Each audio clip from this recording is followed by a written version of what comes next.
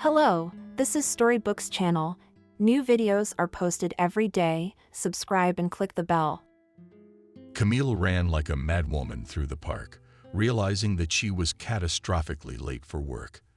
And it had to happen that very night the batteries in her watch stopped and the alarm clock didn't wake her up on time. Why should she be surprised?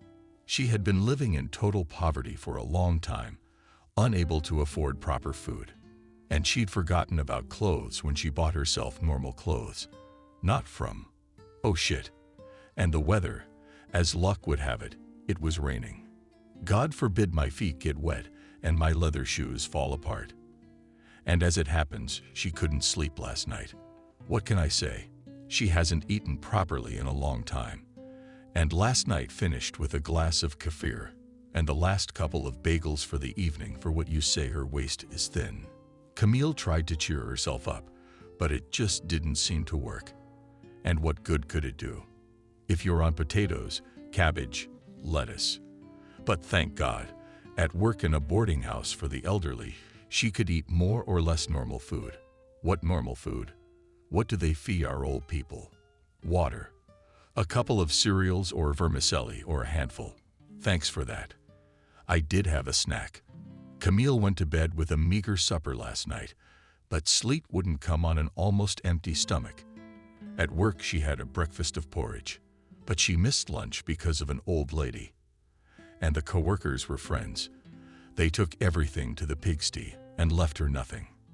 Come on, they could have at least left a bowl of soup. Camille slammed the dining room door in indignation, glaring angrily at her coworkers. Camille, I'm sorry, the handout told her. I thought you'd eaten, but I didn't see you here, did you? But the girl didn't want to hear anything. What's the point? She was still hungry. True, the handout gave her a small bag. There's some kefir, some cookies. At least it's more of a relief from hunger. And still no paycheck. And the money hasn't been paid yet. As it happens, everyone probably got their paychecks. But I got nothing, as usual. What money is there? Cat's tears. At least I'm thankful I have a subsidy. Camille was orphaned at 14 when her mother and father died in a factory. What can I say? In their country, few people cared about worker safety. It was a similar situation here. It happened everywhere, especially if the boss grew up in the USSR. And there, the term labor safety for them is just an inscription in the report. My mother and father worked on a collective farm for grain storage, and one day they were just swamped. 10 tons of wheat crushed by the grain. Not just her parents. There were more victims, but only one Camille, out of all those living in the labor village, remained around orphan. No, she was taken in by a distant relative, one of her father's cousins. But what kind of life was that? Survival. The woman didn't want to clothe and feed her, saying that you were better than others. No, she had some leftover clothes from the table after her in-laws, but was there any money in the house? What was the apartment in the center of the city, which the woman rented out and the proceeds simply put in her pocket? But Camille held on as best she could. She realized that just a little bit more, and it will be possible to get a passport, and they're all ready, and sell the apartment. I'll give you a room here. The woman insisted more and more. Don't sell it. What will I do? And where will I go when I get my passport? You'll throw me out on the street under the fence first. But she simply didn't say it out loud, and only shook her head stubbornly. For this, the old woman repeatedly beat her with a stick or a wet towel. I don't know what to say. It was not uncommon to hit a teenager with a poker. Nothing. Let me just get out of here. Wiping her tears, the girl said to herself under her breath. I wish with every fiber of my being that you'd grow up and move to the city. What can I say? Big city means big opportunities. She was wrong. To have all those opportunities, you had to have at least good friends in the right circles. Camille didn't have any. And where would they come from if you grew up in a labor camp on handouts from your aunt, and your parents could not give a proper education? When the girl stammered about going to university, she thought that the world had come to an end. Old Emily yelled so much that almost half of the village went to the street. Ever since then, Camille has realized one thing. She could only count on herself, no one else. But this did not kill her desire to help others. Now, rushing to work and staggering in the wind in a half-starved faint, she glanced at the old man sitting on the bench. It was a man she had noticed, and here a few days ago, the old man was sitting on a bench, leaning on a stick and staring at nothing. At first she thought it was just another dog person, but no, it wasn't. She knew them all by sight, as she always went to work through the park, where residents from neighboring houses walked their pets. This one did, and there wasn't a dog in sight. Strange, she thought, and went on her way. Why should she care about another poor old man? Maybe he can't sleep with these feelings of money. That's why he gets up at 5 o'clock and walks around the room, or goes for a walk in the park. That's the best case scenario. I mean, the kids could easily kick the annoying parent out of the house. And now he's got nowhere to go. Come on, there's always somewhere else to go. The police, for example, there's always a solution for such a stubborn child. She believed in the police. She remembered the deaths of her parents, how the investigator tried to establish the truth. But the truth is always hidden in the place where the big money begins. That grain was unaccounted for. And so the death of the parents was simply written off on their own carelessness, but not on the industrial trauma. The investigator then spread his hands, trying to explain the situation to Camille. What is there to explain? The girl herself saw how the chairman and the owner of the storehouse lived, and he was not favorable to the death of her parents. But money decides everything. Old people, whatever they were, bored, no matter how much they taught. But they were parents. The girl's heart clenched involuntarily in her chest, and she stopped for a moment at the underpass. Memories of her family and parents always brought tears to her eyes. But this minute she saw with her own eyes how helpless old people could be. She involuntarily took a few deep breaths and was about to walk away when a young boy stopped beside her. A young guy stopped. "Girl, are you feeling ill? Maybe you need help. Maybe call an ambulance. Or something else. So you tell me." The voice was very young. It sounded like a child. But when Camille turned her head toward the speaker, she was struck by the difference in appearance and voice. He was a handsome young man, the kind of man they say has a slim shoulders. He stood and looked at her intently. Yes, such not often fit her expensive coat jeans, probably some foreign firm. Black lacquered shoes that shone like something. "Did you come by car?" What a weather. Not a drop of dirt on his soft shoes. "No, I'm fine. Thanks. I'm not fine. You're all beat up, and your breathlessness is not good. That, take my word for it. My grandfather used to have these attacks. It's people like you who kick old people out of their warm homes, often starve them or make them go begging. Like their Sophia begging in the street, or like that old man on the bench this morning for whom knows what kind of need he's sitting on," she thought. "Yes, I know. But never mind. You're not going to care about me with those shoes." The girl took another deep breath and shook her knees, proudly raising her head higher. She walked on. No need to give her superiors a reason to reprimand her for being late. She had already paid for her carelessness once. It won't happen again. Camille once stopped and helped an old lady cross the street. "But I'll be late again. I'll just fire you, that's all. There's always someone else to take your place, and right now I'm just gonna take away your bonus. Do you understand me?" Camille. I was only 10 minutes late, but half of her monthly salary went into the superintendent's pocket. What did she go through? No one knew. And who could she complain to? It was summer, and it was possible to survive well on apples that grew on the territory of the kindergarten. And there were sweet grapes growing there. But it would have been winter. Then this incident taught her a lot, and certainly to the fact that it is better not to lend a helping hand than to be so shamefully humiliated and destitute in everything. No, not an old man, not a child, can't stop me. And she ran hard to work, as she probably wouldn't run to a fire. And this day, she would not lie on the couch hungry, choking on her tears and thinking how fate had deprived her of everything. The day flew by in a hectic pace, just like every day before that ducks and 24 hours of walking with old people and feeding them from a spoon. But for some reason, Camille could not get that old man on the bench in the park near her house out of her mind. She did not understand what was the reason for such a selectivity of her memory. An ordinary old man, of whom there are many in the country, who often sit like that in the park or in palaces and think about their own things.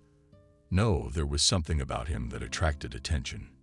Not a sadness, not an event in his eyes, a thought of the eternal, or maybe regret for the mundane. Okay, if anything, I'll leave the house early next time and ask him how he's doing. Maybe he does need help, 'cause I've become so callous and cruel.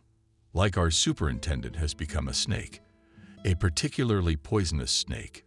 Camille smiled and helped a nice old lady outside. She had been friends with Evelyn for a long time. But friendship how? Camille looked after her, helped her shower, change her clothes, go for walks, and the old French teacher gave her life and language lessons. Camille, you're a little sad today. Did something happen in your life? Yes? How can I put it? Evelyn, it's nothing. But you know, I noticed an old man in the park near my house on a bench, but he wasn't homeless. He's dressed clean. Inexpensive, but neat. But you know, he sits, puts his head on a shelf and stares at nothing. What's so remarkable about that? We old people can often sit like that and stare at nothing. And there's nothing we can do about it. No, I understand that. I mean, you know, the look in his eyes. I honestly can't describe it. I thought I'd go over and ask him what happened to him. Maybe I could help. It would be the right thing to do. Maybe his kids kicked him out of the house and the old man's in the streets. Or maybe he can't remember where he lives or he lost his wife. Is that how I lost my husband? It seems like you realize with your head that he's gone. But sometimes I feel so sad that I can't. Evelyn, how about breakfast today? Camille changed the subject so as not to upset the kind old lady. Evelyn hadn't been with them long. Only 6 months ago. All because of her wayward son. He owed the bank money and couldn't pay it back in time. So the bank took the apartment. And the sweet old lady went into a nursing home. What happened to Evelyn's son? You never said. But Camille realized that the money he had received must not have done him any good, since his mother was silent about his fate. You know, Camille, it was relatively tasty. Why should I complain? I realize it's not home-cooked food, and I'm not healthy enough to cook it myself. And there's nothing to cook with. You know that when the bank took my apartment, I even rode around in basements and attics, eating whatever I could get my hands on. I even stood in the street with my hand out, begging for alms in French. Imagine that picture. It's a lot to see and hear in this life, especially when you talk to old people like that every day. Every one of them came here through no fault of their own. Some of them just drank their way out of the apartment, like their new tenant, an associate professor. Others have fallen into the clutches of crooks, like Evelyn's roommate, Nancy. Not such an old woman. What can I say? Everyone's brought here by chance, not by choice. Not Evelyn. I'm sorry. How's your son? Camille. You know, I don't know where he is or what's wrong with him. And to tell you the truth, I don't want to know. And you don't have to ask me. I'm sorry, Evelyn. I just must have done something stupid. It's all right, my girl. It's all right. It's true. You're not the only one who asks me that question. So I just got used to it. From that moment on, Camille never asked her charges personal questions. The shift passed quietly, and the girl was glad that at least this shift passed without adventures.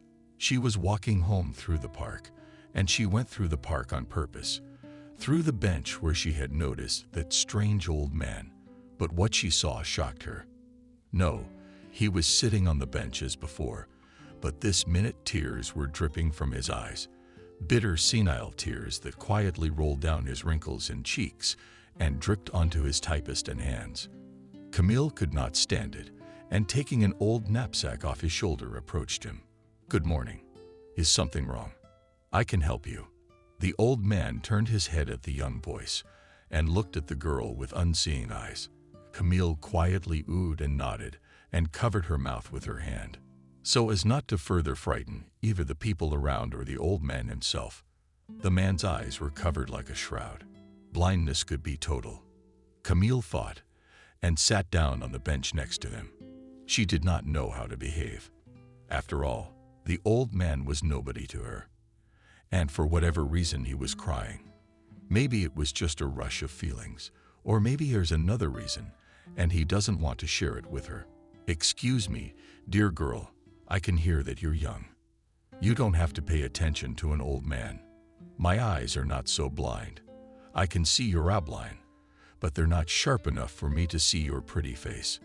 And I'm sure it is." And Camille smiled involuntarily. She was so pleased to hear those words. It was like a balm to her soul, even if it was said by an old man rather than a young man. She looked at him attentively, and without thinking, she took his hand and stroked it, not thinking how people passing by would look at it. "I can help you with something. You know, I work in a home for the elderly. I can help you if you need it." "Thank you, sweet girl. What's your name?" "Camille. Like Camille in Lewis Carroll's Wonderland. Mine's Stephen. Just Stephen, if you like, so no offense." "Lovely creature. But your parents certainly had a certain sense of humor. At least they loved the tale. I don't think my parents even read it just in the years I was born. Fashionable was the given name. And I read the book, and really liked the heroine. I don't want to go into the world of the Cheshire Cat and the Wild Hatter." A smile flashed across the old man's face, and it did not escape the eyes of Camille, who was always sensitive to the moods of old men. "His change of mood is one thing that makes me glad that I have distracted you from sad thoughts, and here you are smiling again. You know, I've noticed you for a long time. I often walk to work through the park, and I've always had no time to come over and ask you how you're doing. And then I see you crying. So am I." And you felt sorry for the old man. The girl shook her lips and realized she'd said something stupid.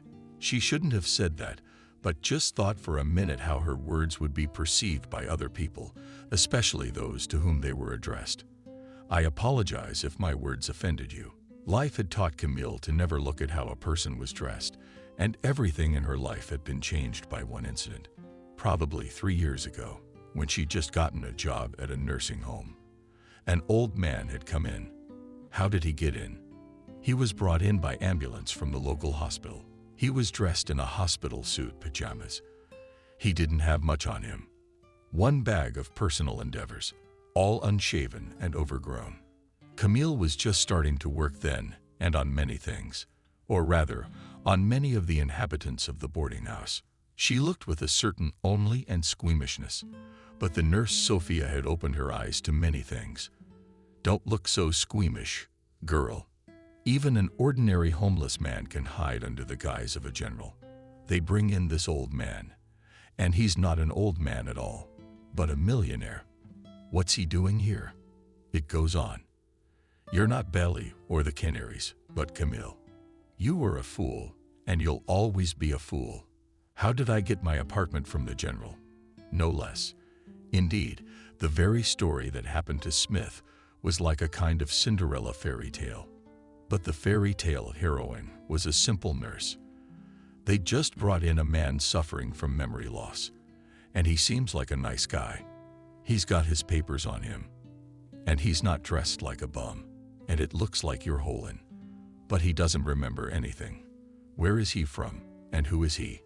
Why is he here? Turns out he was just drunk. The man, being a guest at a friend's house, fell and hit his head.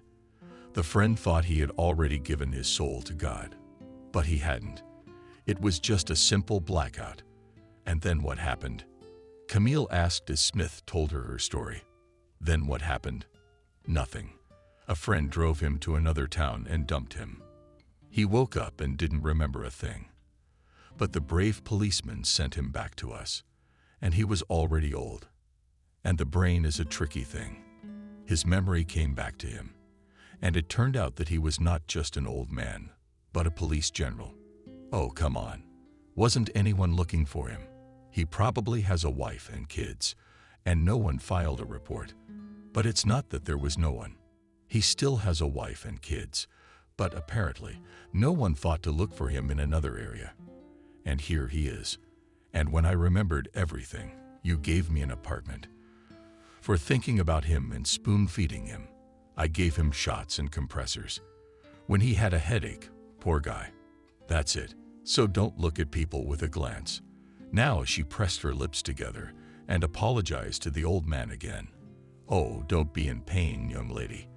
I realize that a crying old man is like a crying baby.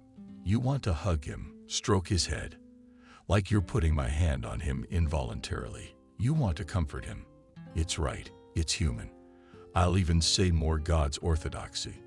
The historian looked carefully at the girl.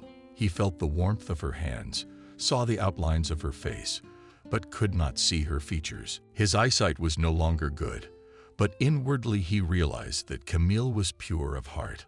Although life had used her mercilessly, but the old man himself could not say the same about himself and his life.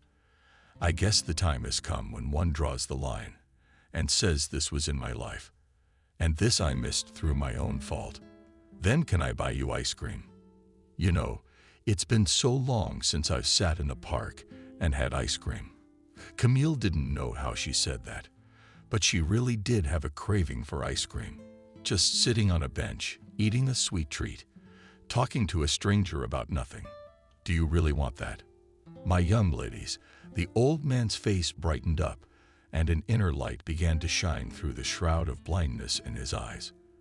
Well, I'll be honest, it's not a hot summer outside, but I think you and I both deserve this sweet treat. You do? Yeah, I can't believe, Camille. I'm craving chocolate ice cream on a stick. There was a note of happiness and joy in the old man's voice, and Camille promptly jumped up and ran to the ice cream parlor, which stood not far from the park entrance. She opened her wallet and pulled out the last bill from there. Yeah, careless. Yes, Camille. Spending the last of your money on ice cream. Fuck that. This is the last time we live, and I don't have much joy in my life. Maybe it really is that old guy.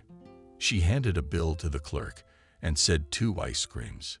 Please, 1 white, 1 chocolate. Here you go. Have a good appetite. Camille took the 2 ice creams and returned to the bench.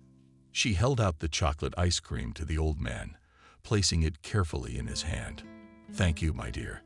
How much do I owe you? Nothing. You keep me company, and I give you ice cream. Then let me make you an offer in return. Next time you're free, we'll meet here in the park, and I'll buy you a scoop of ice cream and coffee. Trust me, it's quite tasty. I know, I tried it once. It's really good. Okay, I'll take it. She did try it once in a cafe, but it was so long ago, probably in her past life, when Alex asked her out and gave her Camille. True, that relationship had not progressed any further. Having found out that she was an orphan, that she worked for pennies in a boarding house for the elderly, he simply left her. I mean, what can a promising student have? And she's just a nurse. Alex, why did you leave me? One day, she met him in town and asked him about it. Why would I want such a penniless orderly? Alex stood there all cocky, fashionably dressed with a cigarette in his hand, and looked up at her. There's really no reason to. Camille walked and berated herself for asking Alex about it. But why? You knew perfectly well the answer to the question. And did you want to hear it? No, especially not in front of witnesses. That was the most frustrating part. After all, when Alex answered, there were several guys and girls standing next to her, and all were witnesses of her shame.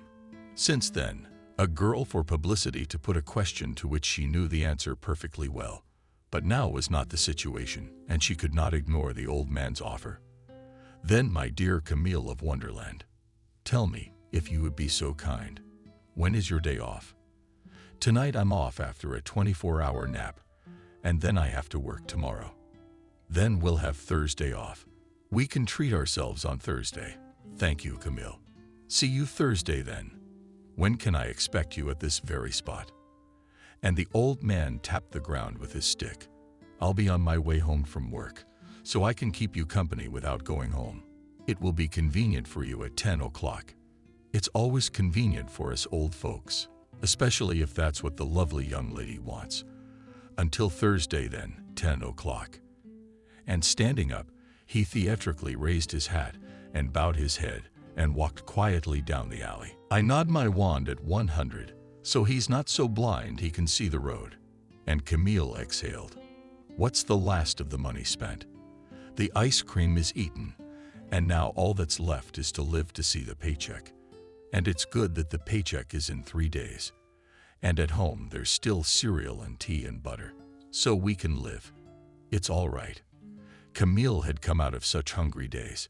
She smiled to herself and went home. At home, she still had to prepare a simple lunch and dinner, dividing a cup of grits and a little butter for 2 meals. But the figure like a model, no extra pounds. Camille ate and turned on the TV. It was the only thing of value in her apartment. A Sony TV that she had bought from a neighbor for a small sum of money. The girl often sat in the evenings and watched news and soap opera while talking to it. Who else could she talk to? She couldn't even get a cat, because it had to be fed. And even herself often didn't have enough money for proper food. Cabbage, sometimes beets and potatoes, and with her paycheck she could buy herself a stick of sausage. A woman took pity on her and sometimes invited her to her dacha for kebabs, and Camille helped her dig the garden and plant potatoes. No, she did not complain about the old nurse. She helped her with food from her garden. She took pity and gave her really good advice. Even twice she covered for her superiors. And you can feed her with bread and water. Do not tell him that sorry, Barsik or Merzik. There's no money. Go catch mice. So we had to talk to the TV. But this old man Camille didn't even ask who he was or what his name was. Oh, come on. Thursday's coming up. We'll have something to talk about later. In the meantime, we should get some sleep. I have to go back to work tomorrow. Like it or not, she was forced to work 24/7 by necessity. I don't know what to say. She's got to make a living. Soon, we'll have to buy new shoes, but there's no money. But all the old ladies in the boarding house say I'm the best soul. So it's not for nothing that I eat my bread and breathe this air. Camille and indeed, all the old people in the boarding house simply adored, which caused a lot of dissatisfaction with the management. But the girl simply did not understand why she was scolded for this. After all, on the contrary, the superiors should praise. Everyone is satisfied. No conflicts. What is there to say? She could calm down even the most conflicted and bad-tempered pensioner. Persuade her to take a pill or eat such unpalatable porridge. Camille, but you're a good talker. Always telling her friend and realizing what that damn porridge had made, bringing her down. But you talk like you're gonna eat it and spoon it. No, what's a spoonful? You'll be lining up for more. And everyone laughed. It especially pissed off the superintendent. After all, if one of the patients was cranky or didn't want to eat or take pills, everyone turned to Camille for some reason. The relatives and the patients themselves often called her to comfort, look after, feed, and help with hygiene. Although before the appearance of this girl in her boarding house, all the questions were solved only by her head Evelyn. Yeah, she knew what they called her behind her back, a particularly venomous snake. But she didn't give a damn about that, no matter what. One day a general came into their institution, and it was the one who suffered from memory loss, and whom Sophia, an orderly, had once looked after. So thought the wench. She didn't just walk him out with Camille. But when it came to thanking a man like that, they both didn't say a word about the superintendent. In the past, Smith would have run to her for advice. And Camille, she's a without Sophia. It's all right. She's still got them dancing. But the opportunity presented itself to the headmistress immediately. On Wednesday, she summoned Camille from duty to her office and ordered her to inform her that she was staying on for the second day. "You see, Nancy, who's changing you? Well, she needs to go to the pension fund right away. There's no one to replace her but you, so Camille will have to work." Camille sighed heavily and realized that she wouldn't be able to have a good rest, but to refuse would mean to fall into the disfavor of the headmistress even more. But the plus side was that she received money for each duty, so she could buy herself a new vegetable. She nodded and lowered her arms. "And it's okay. You'll work. You'll get a decent paycheck later, and I'll give you a bonus." "Thanks, Evelyn." "You're welcome. Go to work. Then you can sleep at night. By the way, 200 hours. If you say anything, I'll let you, but only from 12 o'clock to 2 o'clock, and no more." Camille nodded and left the office, went to the locker room, and sat down on a bench near her locker. She rested her head on the cold iron to cool her thoughts and closed her eyes. I wonder how her old man is doing. Who was he? Wouldn't he take offense at her? At least there's something I can do. Work is work. He's probably got a pension by now. Yes, and if he's sitting there all the time, I'm sure we'll see him again. But Stephen, that was the name of the old man from the park bench, did have a pension, and a lot of it. He'd worked all his life in the organs, and he'd made general. And then he was invited to the department in his native institute of the Ministry of Internal Affairs, which he also graduated from, graduating 6 young lieutenant. But recently his family has not been doing well, and he himself did not understand why. The children seem to be settled. They live, however, abroad, often come for holidays, but all the same, he kept his wife long ago. About 10 years ago, she caught pneumonia, and 3 days later, the doctors stated death. They said it was a new flu virus, a stamp against which there is no effective treatment. From that moment, Stephen's own disease began to progress. On the background of nervous disorder, he rapidly began to lose his sight, but let him go blind, but not to see the world. And what am I going to do without Sophia?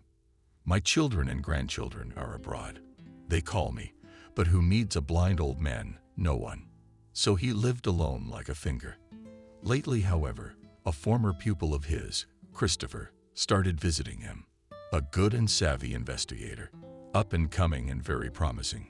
Christopher came to his teacher purely by chance for advice, and when he saw his condition, he realized that the old man alone cannot survive.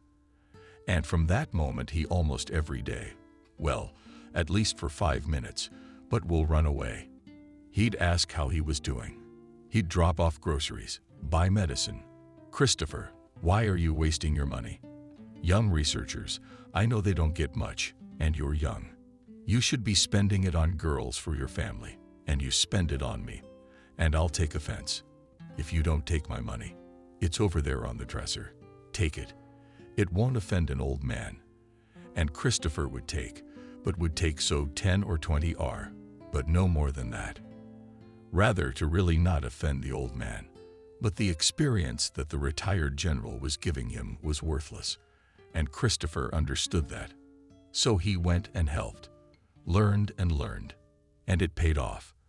The young investigator was considered the best. They put him on the most difficult and responsible cases, and that was worth a lot. "How are you doing, Christopher?" the general asked him, looking into his eyes like his own child. "There is one thing I cannot give me." And Christopher opened his briefcase folder and took out the next case. "Read its materials, Stephen," and both of them analyzed it to the smallest detail. And the investigator rejoiced like a child. After all, the old and experienced general pointed out to him such points of detail, which he himself would not have paid attention to or would not have thought of these or those conclusions. "But Christopher, you taking a case out of the office, I don't approve of that in any way, as an old professional investigator.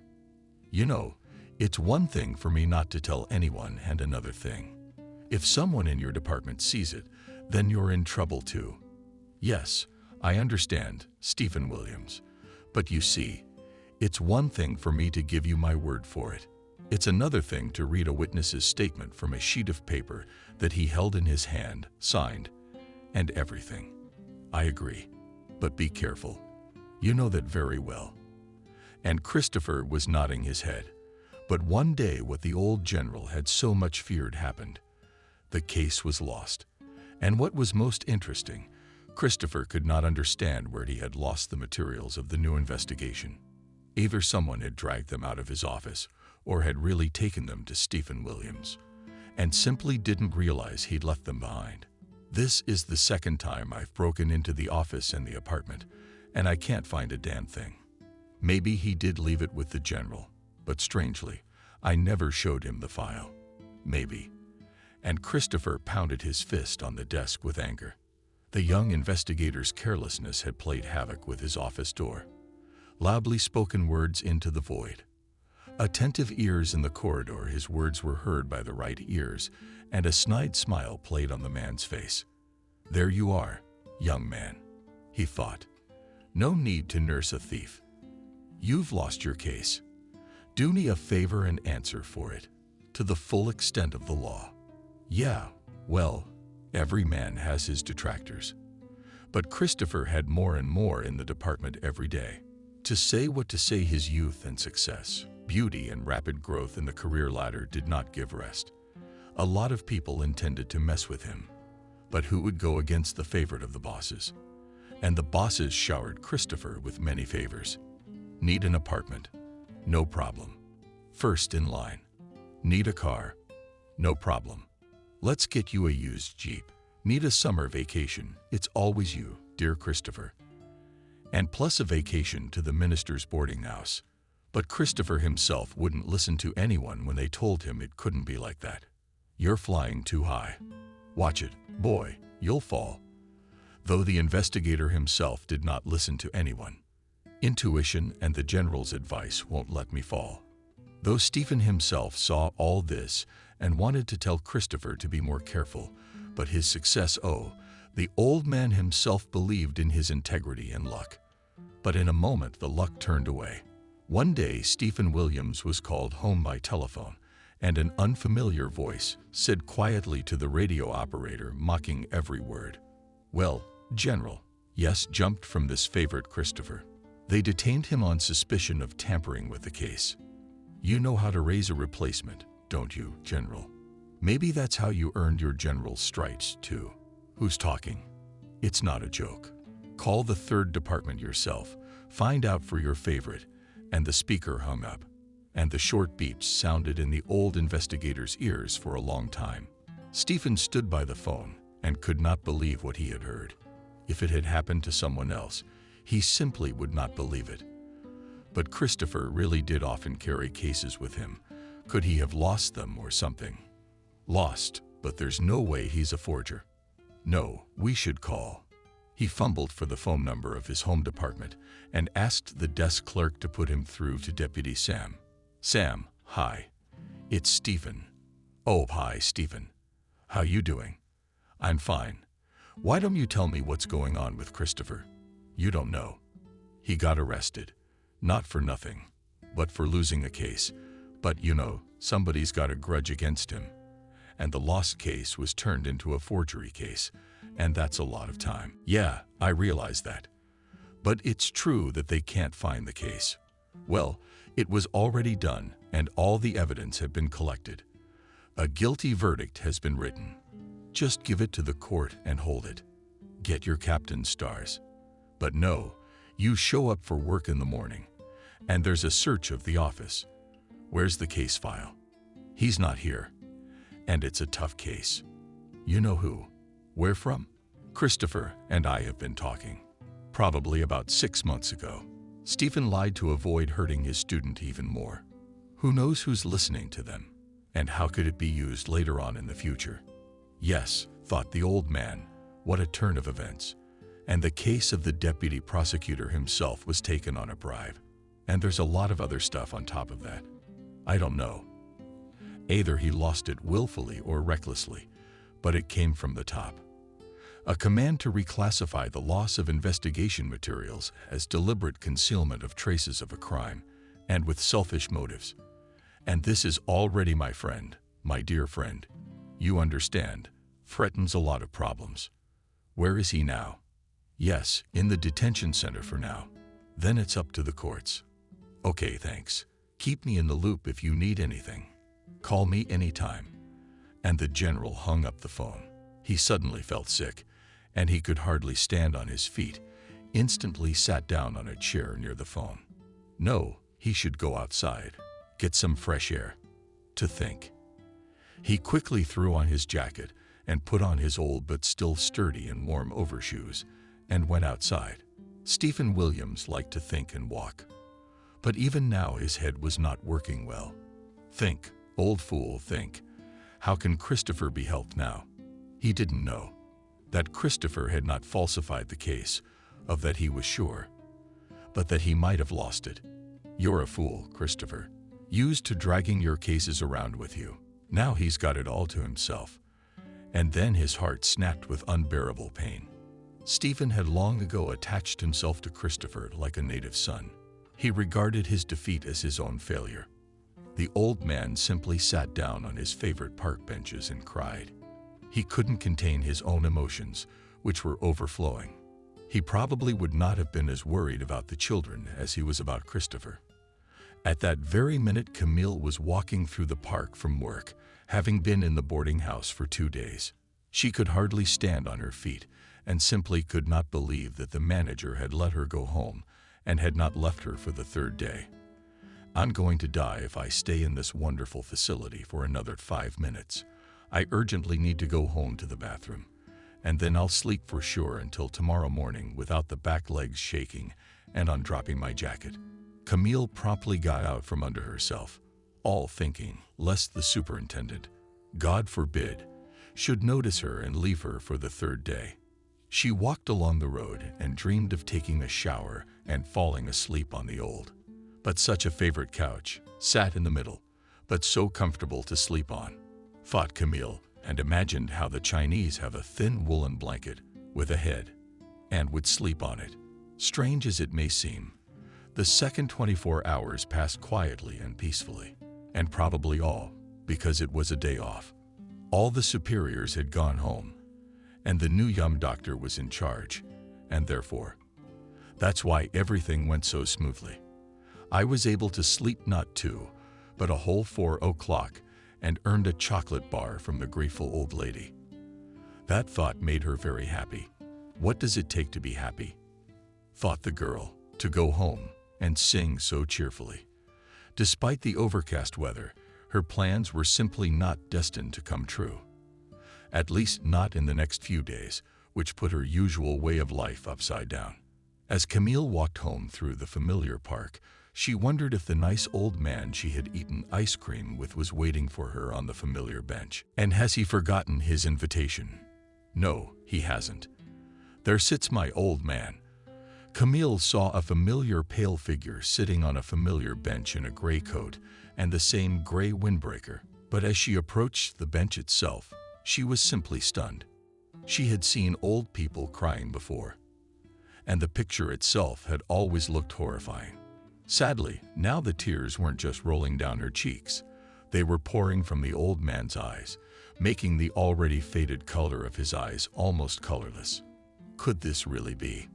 God, how long would these people suffer? But who had hurt him? What had happened in the couple days she'd been working?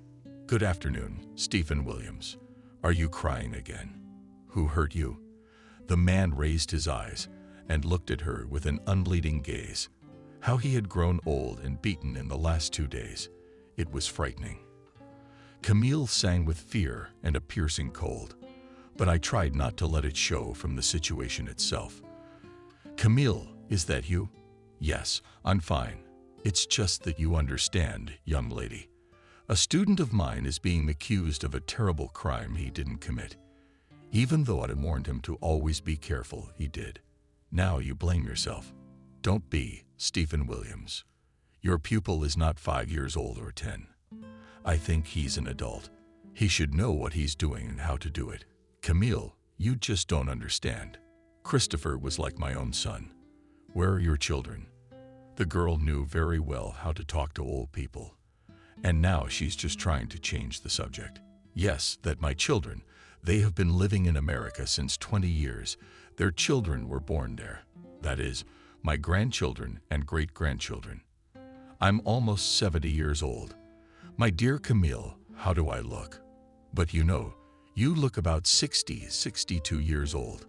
Why don't you want to move in with them? You know America. It's the land of opportunity. Come on, what's the land of opportunity? The decaying West has always been a bunch. There was a note of steel in the old man's voice. Oh, come on, Camille thought.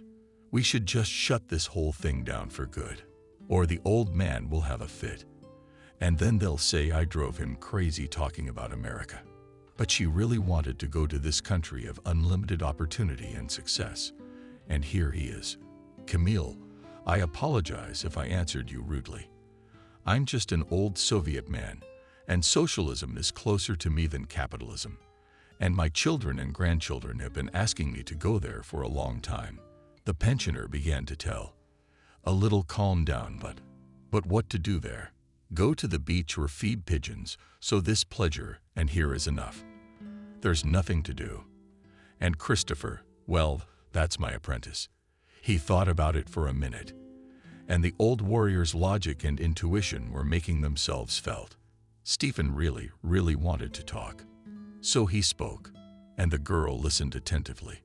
She realized that here and now a lucky lottery ticket might fall into her hands, and then the way to America would open up. So my Christopher, he's a talented investigator, works for the police.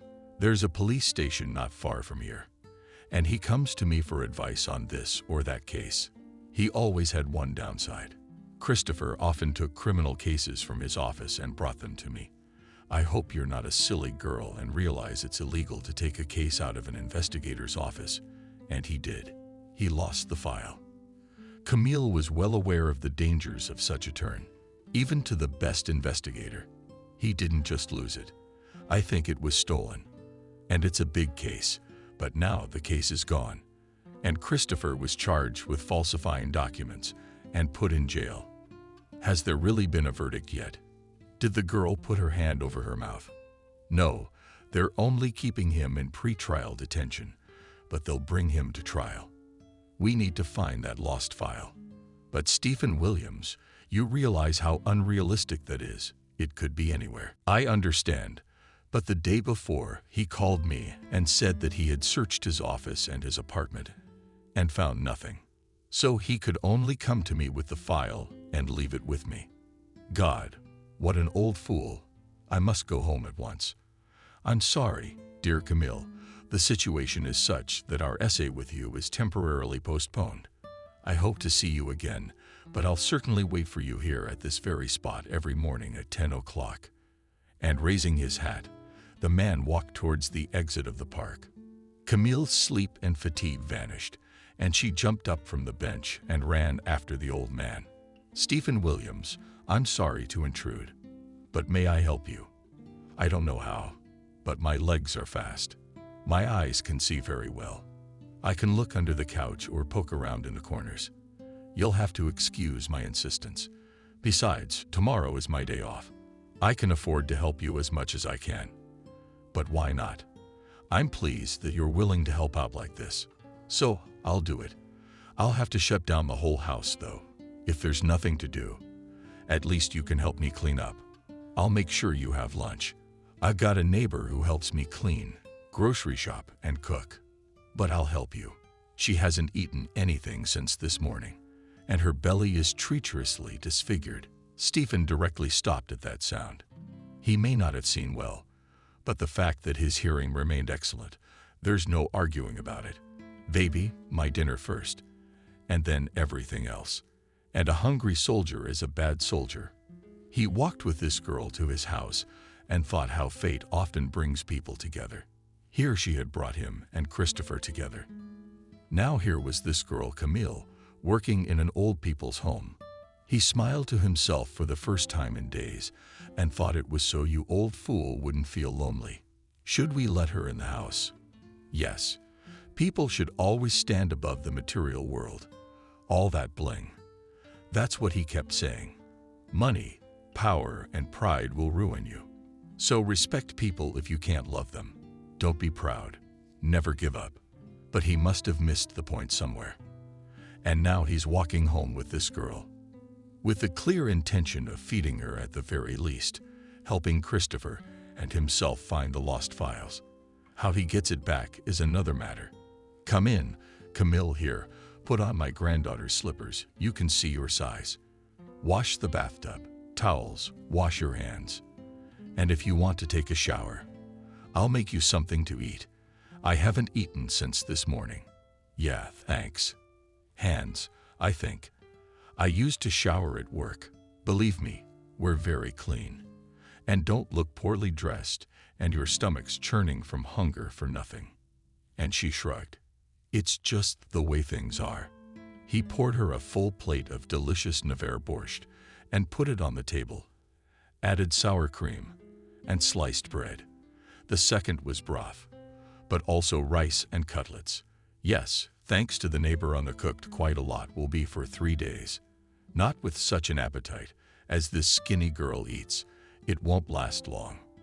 Well, he enjoyed watching her eat, and for some reason Camille reminded him of Christopher, a young and hungry man just like her. Stephen smiled and motioned her a plate of bread.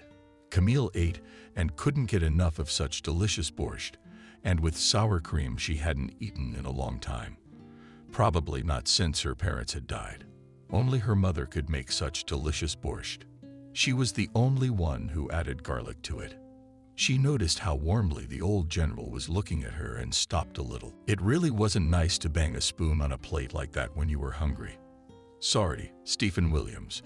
This borscht is just like my mom used to make, except she used to add garlic. But my neighbor, who cooks it the same way at first, added garlic at least from this spice. I got heartburn. So Kay Levi, but that's okay. It's really good. You eat it. But there's also cutlets and side dishes. Well, probably rice. Half an hour later, they were sitting in the kitchen, drinking fragrant tea, talking like old friends, or at least like teacher and student. Stephen Williams, what else can I do for you? Yes. Here, let's see Christopher's file under the sofa, under the chair, and under the table. Maybe it fell there, and I'll look under the top, though I doubt it's too big for it to be here. To just lay there like that without anyone seeing it. It's true Christopher's files were always weighty and voluminous. He carefully prepared documents, collected evidence, and in general prepared material on conscience, especially when the case was already going to trial. He wouldn't miss it. That's why Stephen went through the whole apartment for the umpteenth time and found nothing. And Camille had already looked in all the corners, even moved the sofa. But Stephen Williams, I'm sorry, but you've got more dust than cases, especially criminal ones. I'm going to get a floor cloth and a mop, and at least mop your floor. Don't even think about arguing. And then we'll take another look together. But when the floor is dry, they spent the rest of the evening going over the apartment one more time. They even went so far as to rearrange the furniture, but they never found the case. And the old investigator was afraid of one case, simply stolen from Christopher's office. That makes this whole thing look like a setup. He must have crossed somebody's path. What can I say? A smart man is always a threat to a fool, especially when that fool is in power. Excuse me, Stephen Williams. Did you say something? No, I'm sorry, Camille. Just thinking out loud, I guess. Come on, girl. Let's go out to dinner, and I'll throw you something to eat and let you go home. You probably didn't even sleep on the job. Yeah, I worked 2 days. And after your hearty lunch, I'm just so sleepy. Let's go. So are you going to work tomorrow, or what? I might need a day off if things don't change tonight. The old man quickly packed her home-cooked meal and poured a full plate of rice and 4 cutlets. He set out sliced pickles and tomatoes and commanded her to wash her hands and go home to eat that evening. Camille walked with a full bag of groceries, vegetables, fruit, cooked meat dishes, and borscht. Bulk, carrying hands in a 2-liter jar. God, how lucky she was. At least she would be able to eat enough and sleep without waking up until the morning from the hungry carnage in her stomach. Camille walked and rejoiced, but she did not notice her small happiness. The attentive eye of the man who escorted her, or they would give the old general's house, and then had already led her herself up to her single room. It was he who had been involved in Christopher being put in the SI zoo on a trumped-up case, but he was the only one who knew the case, which had been brought against a respected man, and which should not have gone to trial. Lost? No, Christopher had not lost it or destroyed it, nor had it been falsified. The case had simply been stolen. But who did it? No one knew. Neither the man who was closely watching the girl from the corner was not Christopher himself, nor many other participants of this confusing story. And the case was archly important. If it was not found in the house of the young investigator, his arrest would simply be canceled, and he would be released. What wasn't supposed to happen? They didn't take the case to their teacher. The man often talked to himself. Now I asked the same question to my second, and I asked him the same question. He mentally went over this option and realized that it was most likely yes. And now this girl appeared in the house of the old investigator so inappropriately. Apparently, the old devil smelled something wrong and certainly invited her to his house to secretly give the papers. And she was a fool to fall for it. No, we should follow her. What if she's got the file? That could be a very real possibility. This Stephen isn't as stupid as he wants everyone to think. He's old school. He must have sensed he might get a visit. If he gave the girl the case, what kind of case would foretake? That's exactly where the case is. But then his thoughts were interrupted by the horn of a car that jumped out of the corner, which rushed so fast that it fell with mud from the nearest puddle. Oh shit, you're the only thing missing here. Serta fell head over heels. The man began to examine himself, thinking how he in such a form will go to his superiors with a report. But the deed was done, and there was no way to refuse the report. All right, I'll go as it is. Let the high officials see how we work. Simple soldiers of fortune. They sit clean and showered on a leather chair and do not sip in the warmth and dryness of coffee. But when he looked up after a moment, he noticed that Camille had disappeared from his sight. But that's all I needed. Missing the damn girl. What's the matter? She's gone. It's okay. I know where you live. He rushed toward her house and practically caught up with her in the driveway. At that moment, Camille was standing at the doorway, talking to her neighbor, clutching her bag tightly on her shoulder. And there you are looking at it, clutching the bag tightly to you. Surely the case there is an old devil, but I am not a fool, which means that tomorrow we must take a brigade and urgently here. The man didn't even bother to stand under Camille's windows and watch her further. He was sure that it was about her bag and everything else could be done tomorrow. Yeah, tomorrow you and old Williams will go to jail and Christopher will go to jail. And I'm back to being the best investigator in the department. You shouldn't have moved me out of my position. John. It was John, who'd been losing his long way with his teeth. Now he's just out of a job. But he didn't like being out of a job. And he found a trivial way to steal a serious case from Christopher and frame it for forgery. But the amazing thing is, the case itself didn't even have to be stolen. One day it simply disappeared, and no one knew where it was or who might have taken it. Everyone in the department looked at each other askew, but no one could point a finger at the thief. And now John simply turned around and went back to headquarters to report the results of his investigation to his superiors. Camille, having had enough to eat, fell asleep like a baby. Stephen, however, could not sleep. He lay in bed wondering what he should do. Next, shedding tears in the park on a bench was silly. It wouldn't get Christopher out of jail because he was turning from side to side and thinking who could have stolen the case and how it would now turn out for his student. But whatever the version of subsequent events, none of them would be the most promising for Christopher.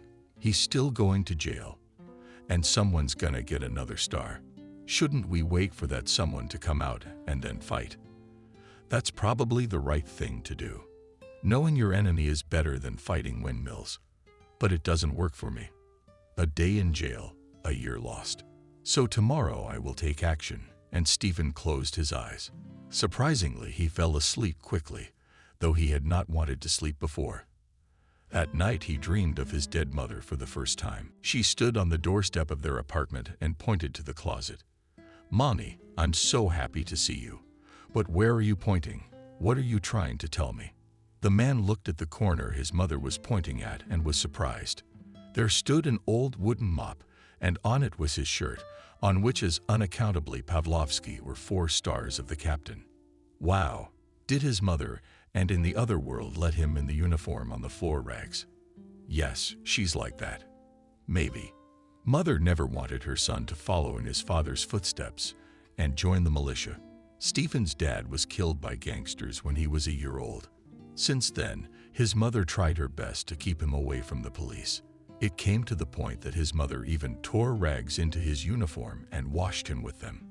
She checked the windows, tied in the vegetable garden, bushes, tomatoes.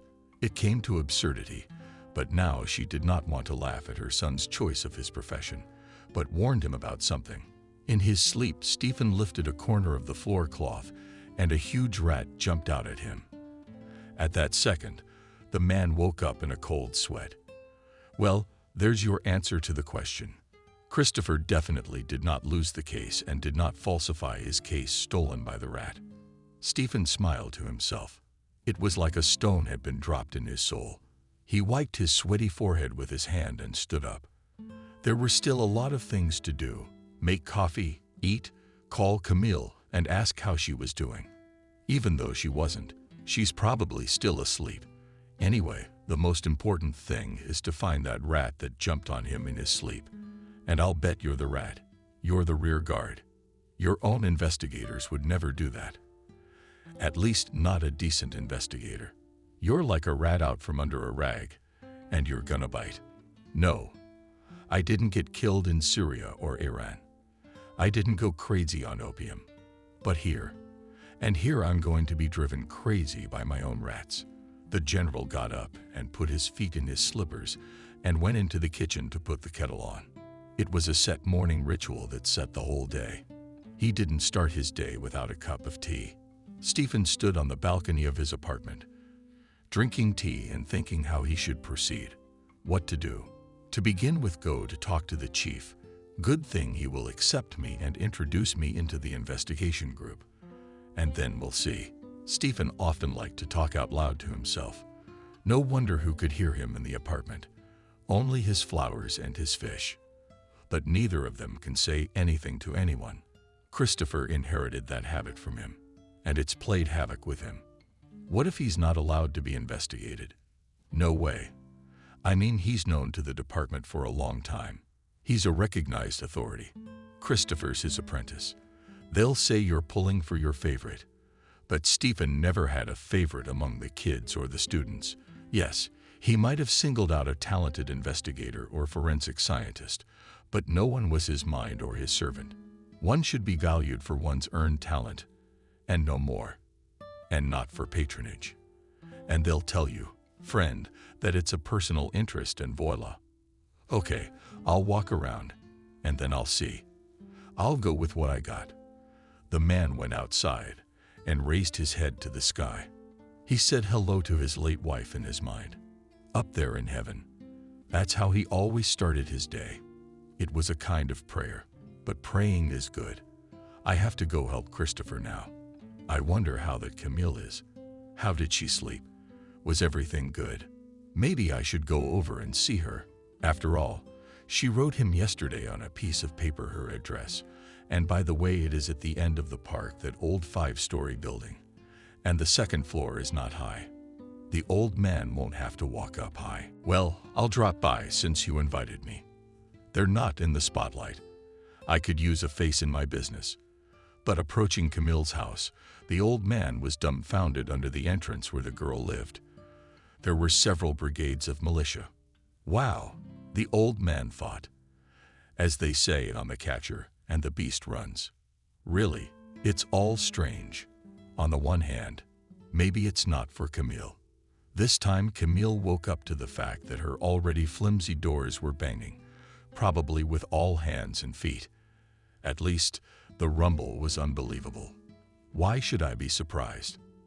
After all, John Barnett had taught his superior so much about everything that he almost wanted to checkmate her and detain her. John, understand. Thieves and charlatans are worth taking out for profit. At night they are not. Igor Valentinovich, there's no need to be in such a hurry. We'll go in the morning. Let's take a warm one out of bed. Understand, you're a sleepy man, more talkative. He doesn't yet understand anything that's going on around him. It's not like someone who's been walking around all day nervous and on edge. I hope you understand. Yes, I do, John. I do. I just can't wait to close this case. I mean, it's our employee and an embarrassment to the department. Yeah, well, it's an embarrassment to the department. You'd rather have stars on your epaulets or a new position in the ministry. And read it. Don't tell me. Your power and counsels shot my grandfather and my grandmother together as white guards and servants of the Empress. So we know your bloodthirsty motives. Of course, the captain did not tell his superior all this. Why spoil his opinion of himself beforehand? Well, John, of course you apologize if I've been rude and unfair to you before. You see, this Christopher, he's really solved a lot of cases. But no offense, but yours has always been an honorable one. Second. Actually, it's first place now. I'm glad to hear that. And you know, I always try to do my best work, although I'm not always so lucky. Why do you have to do it by rote? Garnett thought and smiled through his teeth at his boss. And now, since morning, he had been leading the detention brigade in their neck of the woods to Camille's address. Yes, it was her door that the riot police were now breaking in and trying to kick down that flexible barrier. Who is there? Camille shouted, as she had never shouted in her life, afraid that she would be swept away by this wave of hatred. John heard her scream and signaled the riot police to stop. That's the kind of amputee they get. But what to do is that he's the boss and only he can make the decision. It's the police. Camille, open up. The girl tangled herself more tightly in the old robe and opened the door. Looking through the slit at the big men with machine guns standing on the landing, she did not understand what could have happened. And through the dream, she simply did not know how to act. Who are you? I'm John Barnett, police captain, and I have a warrant to search your apartment, and I can either leave you alone or arrest you. And believe me, I have every reason to do so. It's strange, John. I've always considered myself a man of intelligence and intelligence. And you just barge into this nice girl's apartment and search the place. Where are the witnesses? The witnesses? Where's forensics? The words of Stephen Williams made John not only turn his whole body back, but almost jump in the air. Yeah, thought the investigator. There's the main man in this whole group. Christopher couldn't have so cleverly thought it up all by himself and arranged it. Out of nowhere. It's the catcher and the hunted. No, it would be more accurate to say a wolf. Here you are, Comrade General Stephen Williams. I was thinking of coming to see you. I hope it's not a search. Imagine that. With all legal grounds, to visit and legally inspect your apartment. I hope, as a retired general, you're okay with accepting your colleague, but with all love and open arms. But you show me the warrant that will open my doors for you. That's one thing. And two, why are you banging on this sweetheart's door? The bandit didn't let John finish his sentence, impudently interrupting the old General. John, I see such a concept as politeness and respect for old colleagues is not familiar to you, and you don't forgive me. Scared long ago, and Christopher yours. John was. He wanted to say that it was he who had set Christopher up, but he bit his tongue in time. Aha, thought the old general. So that's where the missing case came from. But he didn't say anything out loud, but only smiled. I can handle it myself somehow. Not such an important bird. He's a fool. If you started it like this. The general smiled and looked at Camille. Camille, they haven't told you anything yet, except that they almost broke the door down. That's good. So there's nothing. If they decided to scare you like that, and then interrogate you. It's old school. Even though you, John, should realize that there are a lot of new methods to get a client to talk. You're still working the old school way. Stephen Williams, are you part-time now? As a defense attorney or covering for an accomplice? An accomplice in what? John, what can you charge me with? That Christopher stole the case, gave it to you, and you gave it to Camille yesterday. Not for nothing. She was pulling a bag home yesterday, and she was holding it with her hands so tight, it looked like she was carrying diamonds in it. So, John, you're a fool. I mean, really, you dumped the whole case file. Just like that from the doorstep to the first person you saw. John was shaken, and especially when behind his back the riot policeman started joking at him and laughing, saying that you are a fool, you investigator. You don't understand what's going on. Stop it, John shouted at the law enforcers. You are here as help, not as counselors. We don't advise you home. We're just stating a fact. Fool, what are you doing, getting involved in this case? The OLN team leader said to him, and turned around and left the apartment. Guys, let's get out of here. Let this investigator himself fight with old men and women. And under the loud cackling of the company of big OMON men, he began to descend the stairs. John's face was covered with red spots. The investigator began to choke with anger. He realized how much he'd missed. Now, Stephen Williams, although you are known here, I'm going to ask you to leave the apartment and not interfere with the investigation. The investigator tried to take a few deep breaths, so we don't screw this up, and pointed his hand to the old general at the door.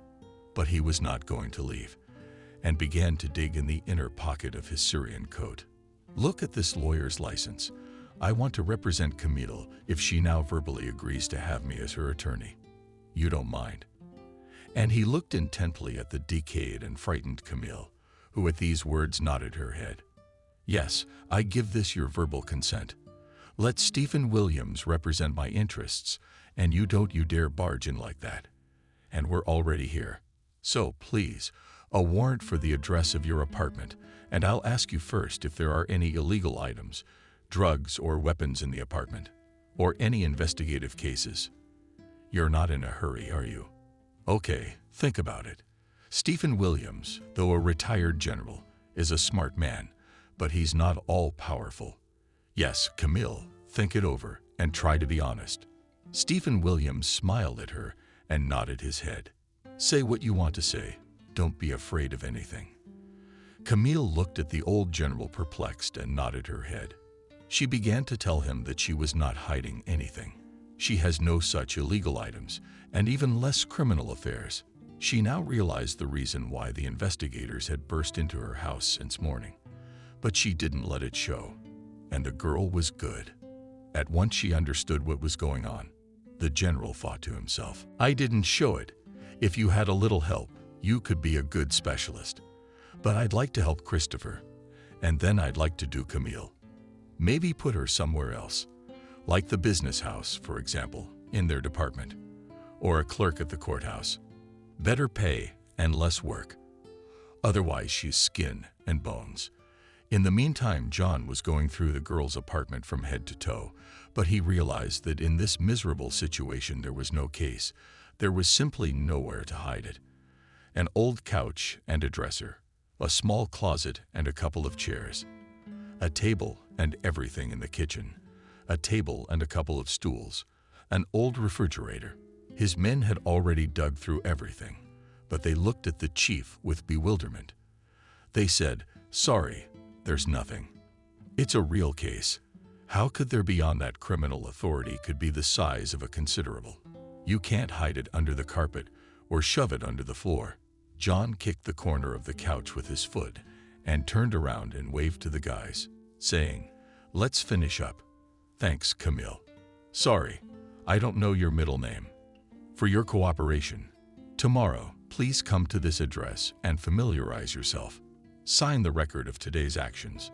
But I have work tomorrow. I can't." "Well, nothing the day after tomorrow then. The report can wait," said John. And he thought to himself that it was not worth displaying this zero result in front of his superiors.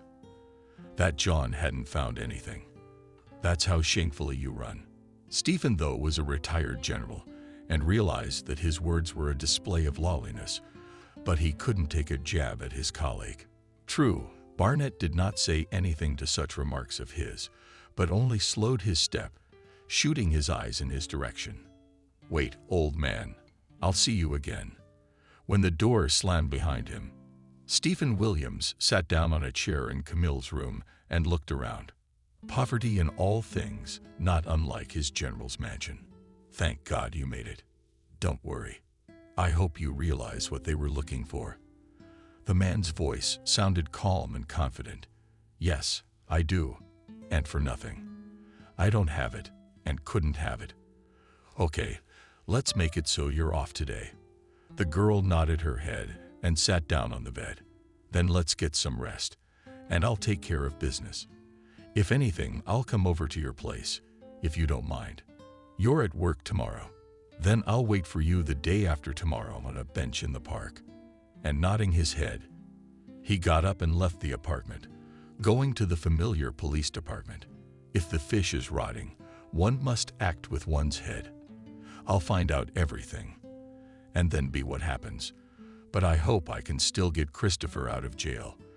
I'd hate to see such talent go to waste. What can I say? A week later, Christopher walked out of the detention center and stood on the porch and raised his head to the sun. He stood and reveled in that feeling of the sun and the wind on his face with the freedom he had almost lost. Christopher reveled in the strength he felt in his hands that were not handcuffed. Now he understood all of his charges who had gone to prison through his fault or the fault of his coworkers. "Hello, Christopher. But here you are free." Stephen Williams stood outside the detention center with Camille and smiled. "Stephen Williams, darling, you're my teacher." "Is that really you?" The boy promptly ran down the steps and with outstretched arms embraced his old mentor, accepting him like a father. He stood and hugged his old teacher and wept, unashamed of his own tears as he cried, "Do you need this now? You shouldn't hold back your feelings." The man hugged the young man and patted him on the back. After a few minutes, he raised his face to the general and a smile played on it. "I now understand all my under-trial detainees, how hard it is for them, how hard it is to wear handcuffs. It is simply unbearable. Now you're on the outside, and everything will be fine. You know I didn't take the case, and if I did, I couldn't lose it. We got a case. Let's go. First, we'll go to my place, pray, talk, and then we'll go again. By the way, Camille, she's my new friend, and she helped me in many ways, particularly in your release. So you owe your freedom to her to a certain extent. Thank you, dear Camille. I am very, very grateful. But why was I released? Stephen Williams, I honestly don't understand a damn thing. The cell door just opened, and they told me to pack up and get out. And here I am. Is that a bad thing? My young friend, no, but it just puts me in a bit of a quandary, so to speak. Is this all a hoax? How real is this? Real, my friend. Very real. Now, come on over here and help me eat. My neighbor cooked me some delicious borscht, potatoes, cutlets. Jesus, after the government food, it all looks like food of the gods. The Trinity rode in the cab and kept silent. Each thought about his own, about the frailty of fate, when even the smartest and most experienced investigator can make a mistake that costs him his freedom, afraid and throwing things into the washing machine. Christopher sat down at the table and inhaled the aroma of making this borscht. How delicious it was. Christopher worked with a spoon. It was like he hadn't eaten for years, and he wanted to eat for years to come. Christopher, you're not borscht. There's a pot of borscht over there. And then there's the second course. So there's a spoonful, and a plate, and I'm lying down. You can't imagine how good it all tastes after the government cargo. I believe you. But by the way, there is still a second one there, so no hurry and please. Go and make tea. Christopher looked carefully at his teacher. In his eyes read a mute question. Stephen smiled and wagged his finger at Christopher. Christopher, I hope this case will teach you something in the future. It's not a good idea to drop a case anywhere, much less take it out of the office. It'll do more than teach me. Burn that simple truth into my forehead with a hot iron." And the guy tapped himself on the forehead. The general himself was surprised at how simple and complex this case was at the same time. But every case teaches us something. He looked at Christopher and asked quietly, "Remember where you put the case?" For the life of me, I can't remember. If I did, I guess none of this would have happened. That's true. By the way, I say hello to you. Our cleaning lady Nancy's in Notto. But how did she get in? Oh, you fool, Christopher. Yes, in a very direct way. Camille and Christopher looked at each other uncomprehendingly. Both really did not understand how a simple cleaning lady could be involved in the loss of criminal materials, and even such an important criminal authority as the Bull. So, I'll start in order. The file was found yesterday, and you probably put it on top of the closet. But the one with the documents, so to speak, you put it there and safely forgot, because you never put the case there. Consequently, your brain didn't register that information. And again, your fault is that you put it on the top. But badly, the case simply fell into the gap between the wall of the closet and the wall. And imagine, it stayed there safely hidden from everyone. I'm a Turk, aren't I? You said that, and now I remember. Yes, I put it upstairs. I thought I'd put it in the cupboard and lock it. But I got distracted, and as luck would have it, I forgot about it. Well, not about it, but where I put it. And it fell. Although probably when I was moving furniture, and how did I not think to look in the space between the closet and the wall? Well, really. And Christopher tapped himself on the head. He only now remembered that he had actually put the case on the cabinet, and then he had been distracted and had safely forgotten where he had put it. And the case might have fallen behind the cabinet itself when he was closing the office door. A trivial oversight by any human being, which turned into imprisonment.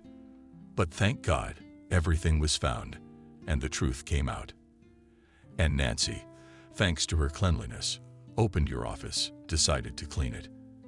And get this, she looked behind the cabinet and saw the lost file. But she doesn't know who lost what, so she took it to the duty officer, although our warrant officer himself, and you know very well what happened to him, almost had a heart attack, even though there was probably a squeal for the whole department. Yeah, that's how our cleaning lady solved the case better than any investigator. She got a bonus and a certificate of merit for it, by the way. And the order to release you, well, that's it. Jesus, who would have thought it would turn out like this? Christopher really didn't understand how it happened. But how was Camille involved in all this? Christopher immediately liked this girl, so he decided to draw her attention to himself. Yes, she was with me when I went into the office, and she was the one who told your cleaning lady to clean behind the closet. Christopher, you really have no idea. It was purely serendipitous. It's just that at my job, they clean all the corners behind all the nightstands and closets, once a week, so to speak, general cleaning. But I got into a conversation with the cleaning lady and asked her if they clean out the closets, and she jumped at the idea and said that it really wouldn't hurt to chase the cobwebs in Christopher's office. Yeah, scare the wicked with a broom. Yeah, you never know where you're gonna find something and where you're gonna lose it. But by the way, why is John Barnett on this case? Who knows? Just jealousy or something. I don't know. It's probably jealousy, by the way. Before you got here, he was the best in the department. Well, in quotes, so to speak. No wonder his zeal and tenacity could be channeled. He'd have been worth a fortune. He could ride you too. He could, but he didn't have a teacher like you. That's why he's messed up. The man doesn't know how to get his own way in front of his bosses. All right, Christopher, I hope we all learn a lesson. You don't have to lose your business. Clean behind the closet and the couch more often. But to me, what seems like a complicated case can be a trivial household occurrence and easily solved with a simple broom. And everyone laughed. Okay, Stephen Williams, thank you for your hospitality, your lunch. I'll pick it up later. And now it's time for me to go home. My bosses gave me 3 days off when I got out of detention, so I'm just gonna sleep it off. Camille, you hang in there with my dear teacher, and I have to go home tomorrow for 24 hours. Camille, can I walk you home? Christopher was as embarrassed as a boy to say such simple words. Yes, in fact, Camille was also embarrassed by the words of the young investigator. After all, the attention of such a guy was new to her. I don't mind. If all three of us go through the park and miss ice cream, and I'm a fool, tapping myself on the forehead. Stephen Williams, I promised you a GSS, but I never delivered. How unkind of me. It's okay. I'm definitely gonna get that girl that coffee. I owe her my freedom, after all. Christopher almost jumped out of his chair and ran into the hallway to get dressed. The old general looked at Camille and quietly, so that Christopher did not hear, said, "Look at him. He is not a bad guy, and he needs a girl like you, not spoiled, who knows the value of money and labor. If he likes me, he's nothing compared to me. Trust my experience. I know Christopher, and I can tell you they'll like you. So don't be a slave. This could be your happiness." Camille nodded her head and went into the hallway to get dressed. She really liked it. Christopher. Handsome, funny. You can tell he's reliable and smart. You can't go wrong with someone like that. The girl really wanted him to walk her home, and then ask her out on a date, take her to a cafe on the street, ask her to marry him. She was already in the clouds, and she didn't notice the smile on her face. Oh, I see, Camille is smiling. That means everything's all right. Stephen Williams went out into the corridor to see the young people off and closed the door behind them. He said a quiet prayer to himself. He had never prayed before, not really. Probably at the funerals of his mother and wife. And so, but when he had asked for Christopher. Yeah, Stephen, you'll soon be a devout man and start bowing before icons, or you'll go into a monastery, a novice to himself. But at the same moment, he thought that it really would be good to go to church, to put a candle to God and ask for forgiveness. But he was raised in the era of developed socialism, and they were not taught to pray and ask the higher powers for help, and for nothing. I want to pray for these young people. May everything be well with them, and they will invite me to their wedding, and maybe even to their christening. He smiled and waved to the young people from the window. Christopher and Camille waved back as they came out of the driveway. Good man, Stephen Williams. He really is a pro at what he does. Can you believe it? Almost 45 years in the force, and has raised many generations of good investigators. And he has children, I understand, overseas. Yes, 2 sons, but they didn't want to carry on his work, even though my teacher's grandfather and great-grandfather were. Also, investigators worked in the KGB, even in the ranks of Tsarist Russia. It's like a huge potential. You have no idea. I can't imagine. I'm just a nurse in a nursing home for the elderly. I don't know much about investigators from movies and TV shows. Camille, I'm sorry, I really didn't mean to offend you. I'm sure there's a need for people like you. I mean, maybe I'll be a decrepit and infirm old man, and I'll need you to take care of me. It could happen, but it's possible. If we get married and live happily and prosperously until we're old, we will. I'm not asking you to get married right away, but at least I'll ask you out on a date. If you don't mind, maybe our relationship will really make a strong family. I'd really like that. You really like me. Camille said it, and then she flinched. What an idiot. Why did she ask that? Now she looks like a complete idiot. Just like that, she'd let the guy know she was asking him to marry her. The girl blushed and lowered her eyes. Christopher, sorry. I thought about it and said it out loud. It didn't come out right. Camille, you know, I like girls like you, straightforward, who say what they think, and then just apologize like that. I like you, and I'm not saying that out of gratitude for saving me. You're directly sympathetic. In fact, let's go to the coffee shop for coffee. We did. They sat in the cafe almost until it closed, and then they just walked around the city at night. breathing in the smell of fall and fallen leaves, not noticing the cold. For the first time, Camille fell in love with autumn with its yellow leaves, and the former leaves and chestnuts underfoot begging for rain, and the first frosts that burned her face so much, forcing her to breathe through her nose, inhaling puffs of vapor. Christopher, thank you for a wonderful evening, and I'll tell you frankly, for the first time I love the fall, which I used to hate because of its mud, slush, and dampness. And now that she wanted to say when you're around, I'm not afraid of anything, but I bought my tongue. You know, Camille, stopping in time is a great skill. And don't argue. Even if you meant to say something nice, I think my wife should have that skill. And Christopher meant it. He realized that Camille was a wonderful person, even though she was dressed poorly and unfashionably for the weather, but all that was fixable.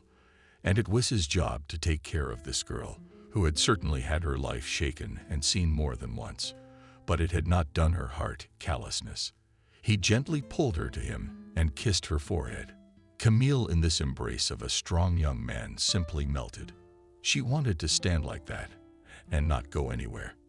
Not even not to move, not even to breathe. She was simply afraid to scare away her own happiness. But the guy, as if he had read her thoughts, and a little pulling the girl away from him, quietly said, "You know, Camille, it's time for you to go to bed. After all, tomorrow I have to work for 24 hours, and the day after tomorrow I will meet you in the morning from work and invite you to breakfast. You're in. I mean, what girl wouldn't want to have breakfast with a guy like you? And you don't have to worry. You won't lose me. But you're freezing and catching a cold in the wind. Maybe, but then you'd have to give me warm milk, a thermometer, and raspberry jam. And that's so nice. All right. Laughs. You're a dreamer. Go home. Here's your entrance. I hope I won't have to walk you to your apartment. Don't you want to? I should, and I already have. I was going to be offended." But Christopher kissed her softly on the lips and turned her around and pushed her toward the door. The girl did not argue. In fact, she was very tired for the day, and her immediate desire was to take a shower and just fall on the bed, not even taking off the warm robe. She walked up to her floor, and a smile played on her face. She had someone she loved and loved her now. At least Camille really hoped that everything would work out fine for them. Christopher saw the windows of Camille's apartment light up, and smiling, he turned around and went home. It was easy and simple for him. After all, the guy realized he had everything in this life, and not just a house and a job, but also a faithful teacher, mentor who will pull out of trouble, will not abandon. There is now a fighting girlfriend with whom you can build a happy family. But what is not beauty? And he woke up a pile of fallen leaves that fluttered in the air, with golden fireworks. How nice it is to go home to your hometown in the evening like this and realize that you are loved and waited for. I guess that's what happiness is supposed to look like, thought Christopher, walking home. The only one who certainly didn't sleep well that night was Investigator John. He'd never had a failure like this before. Yes, he had his little errors and shortcomings, but he could always turn most of them to his advantage. And what will happen now? The investigator was talking to himself, standing on the balcony and smoking a cigarette. He realized that Christopher was on good account with his superiors, even with the ministerial leadership. Plus, the charges against him were not confirmed.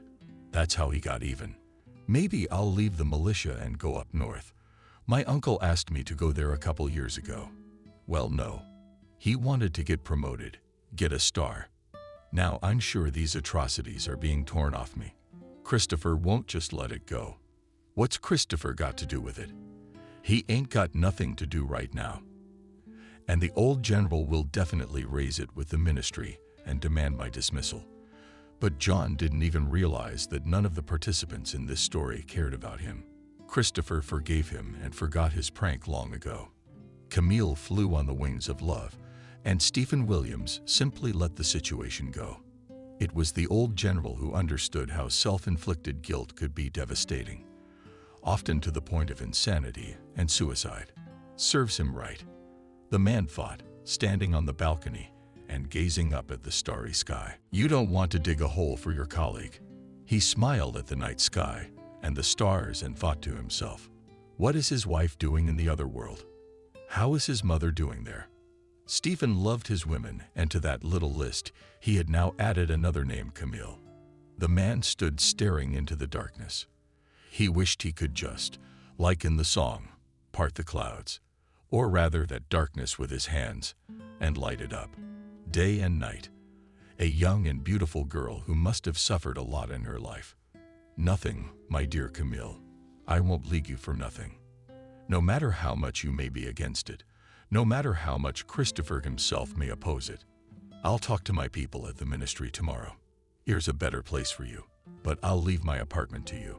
That's for sure. My girl. He'd long ago decided to leave the apartment to someone else. For some reason, he didn't want to describe it to the kids. And why should he? The children live on their own, separately across the sea. If none of his sons wanted to continue his dynasty of explorers, why give the apartment to them? He taught them, gave them a path in life. And as he saw it, the children settled down in America. And all he was left with were old albums and memories. A few months later, Christopher and Camille applied to the registry office and invited to the celebration. All their colleagues and friends, and the witnesses were Stephen Williams and Molly, Camille's best friend. It was a beautiful wedding that many people will remember. What can I say? All the wishes were sincere and from the heart. As for John Barnett, he didn't wait to be appealed against and thrown out of the authorities in disgrace. He wrote a report of his own accord and simply left for the north. And he did the right thing, thought John, looking out the window of the train, respecting him to the cold lands. I would simply not have been allowed to work there. They'd be watching me like rats, and my uncle would help me get a warm job. At the due date, Camille gave birth to twin girls and a boy. The older boy was named Stephen and the girl Sophia. You have an old general who not only helped Christopher in life, but also introduced him to Camille.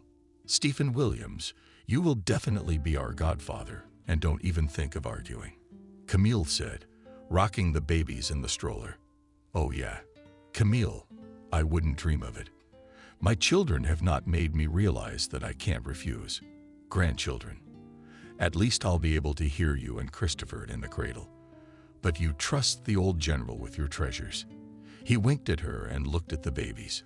How much do they look like their parents? May they do well. He wished the kids in his mind, I will. Don't doubt it. There will be times when you'll have to babysit them. And I'll ask you for it, if you agree, of course. Not that I'll do it.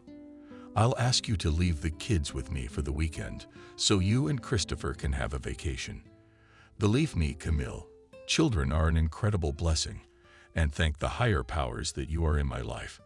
Stephen brushed a stingy falcon tear from his eye, trying not to let Camille see his weakness.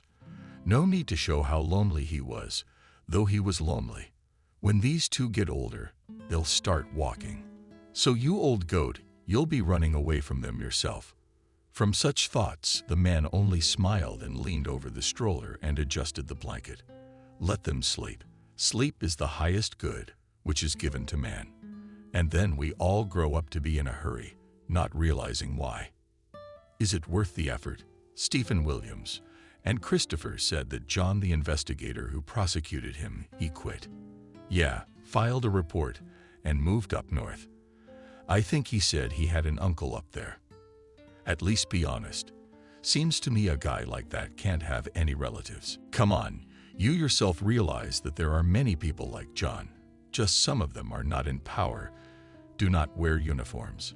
Stephen looked at Camille and marveled at how smart she was beyond her years. And even though she had no education, her reasoning was like that of a person who not only had several diplomas behind her, but had lived a life, or rather, several lives. That's how I won't believe in heredity, which is given by past generations. You believe in everything. And it's good that he doesn't. But I'll try to raise a general out of this boy. But at least as long as I have strength, I'll raise him a real cadet, like they raised me at the academy. What about the girl? Or will you neglect her? No, never. She'll make a real battle buddy. That's how you are to Christopher. What's wrong with that? They both laughed, but immediately stopped. You don't want to wake little babies while they're sleeping so sweet. For the parents, for the godfather, because in them, each saw the continuation of their own life, of their own meaning. Returning home from his apprenticeship, Stephen Williams went to a small temple and put a candle for the repose of his favorite women. As promised, I asked the Lord for the best for everyone, what to say for Camille and Christopher. Thank you, Lord, I haven't seen you here before. The priest's words sounded unexpected, and Stephen even trembled. From what a few drops of relaxed wax sprang on his hand. I hardly ever come in here.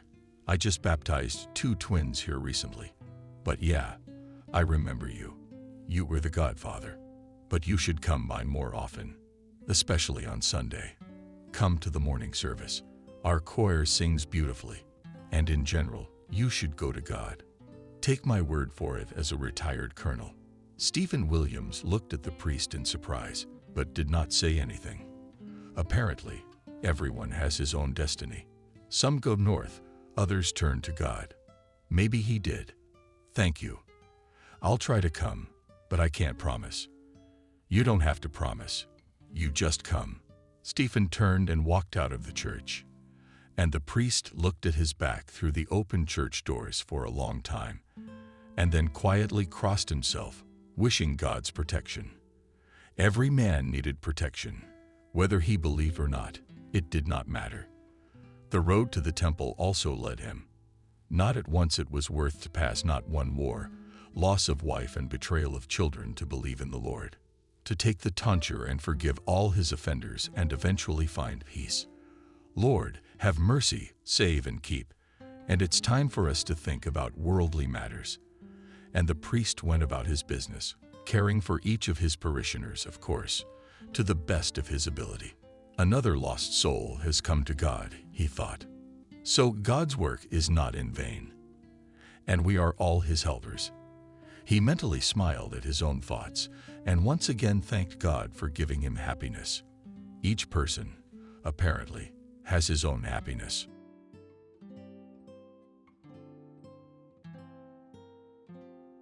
Subscribe and click the bell. Charles, please think carefully. Barbara tried to talk some sense into her wayward son. She would never be the same. Why would you waste your life on a woman with a disfigured face? And the children? You'll want children someday, won't you? Don't you think they'll be afraid or embarrassed of their mother? They'll be teased if they see them with a mother like that.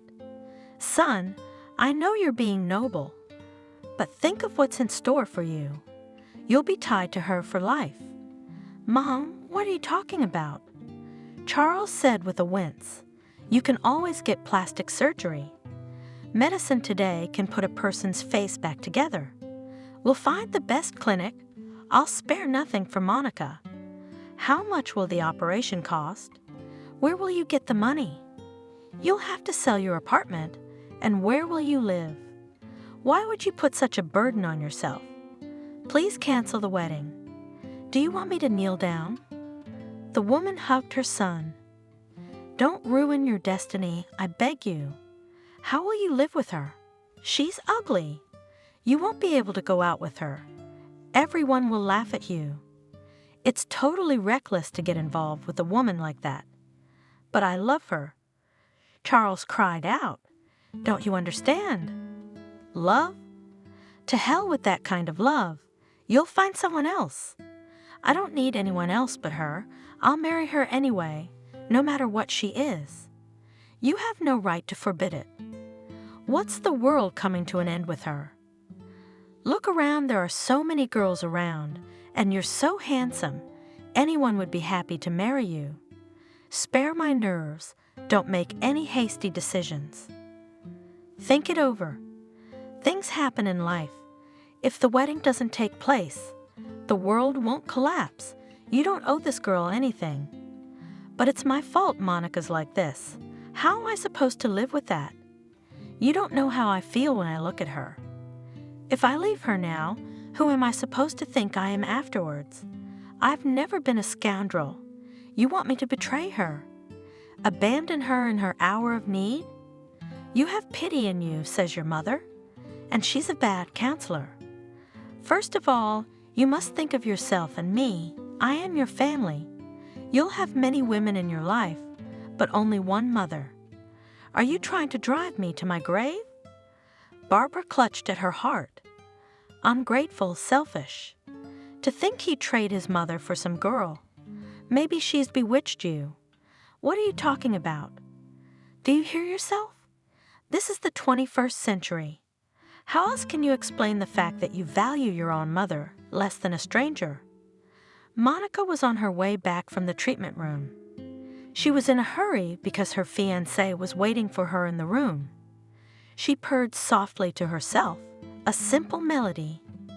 Her heart was overflowing with tenderness for her fiancé. She was already gripping the handle of the slightly open door when suddenly she heard, "Mother!" Charles looked at his mother in despair. "Don't make me choose. You know I love you very much, but Monica means a lot to me too. If you love me, if you care about me, then give up the idea of marrying her. I think she must realize that there can be nothing between you now. I will never accept her, and I will curse her if you do bring her into our home." The girl, holding her breath, waited to see what the bridegroom would say. He was silent for a moment, then a heavy sigh was heard. "Yes, Mom, I think you're right. I need to think about it. I'm glad you listened to my opinion. Remember, a mother would never do anything to harm her child. I care about you, about your future. It's good that Monica can't hear us talking. I have to find the right words so as not to hurt her too much. Oh, son!" There were tears in Barbara's voice. "How thoughtful you are." Monica stood silently with her back against the wall, tears choking her. "Charles, a friend once suggested, I recently discovered a cozy cafe. You should like it. Would you like to come over on Friday after work?" "Why not? It's been a long time since we've met for no reason." In the evening, the friends went to the cafe. "How do you like it here?" asked a friend. They had already ordered and were talking softly. "Yes, cozy. There are few customers and the food is decent." "Wait, the biggest surprise is coming up." He winked mysteriously. Suddenly the room was alive, chairs were moving, and his friend nodded toward the stage. Charles followed his gaze and marveled. A girl came to the microphone. She was incredibly beautiful, dark, thick hair, brown eyes framed by thick lashes, thin waist, and sensual lips. Music played and the stranger sang. Her high, strong voice penetrated the deepest depths of the heart, the most secret corners of the soul. Charles got goosebumps from her singing. "Who is it?"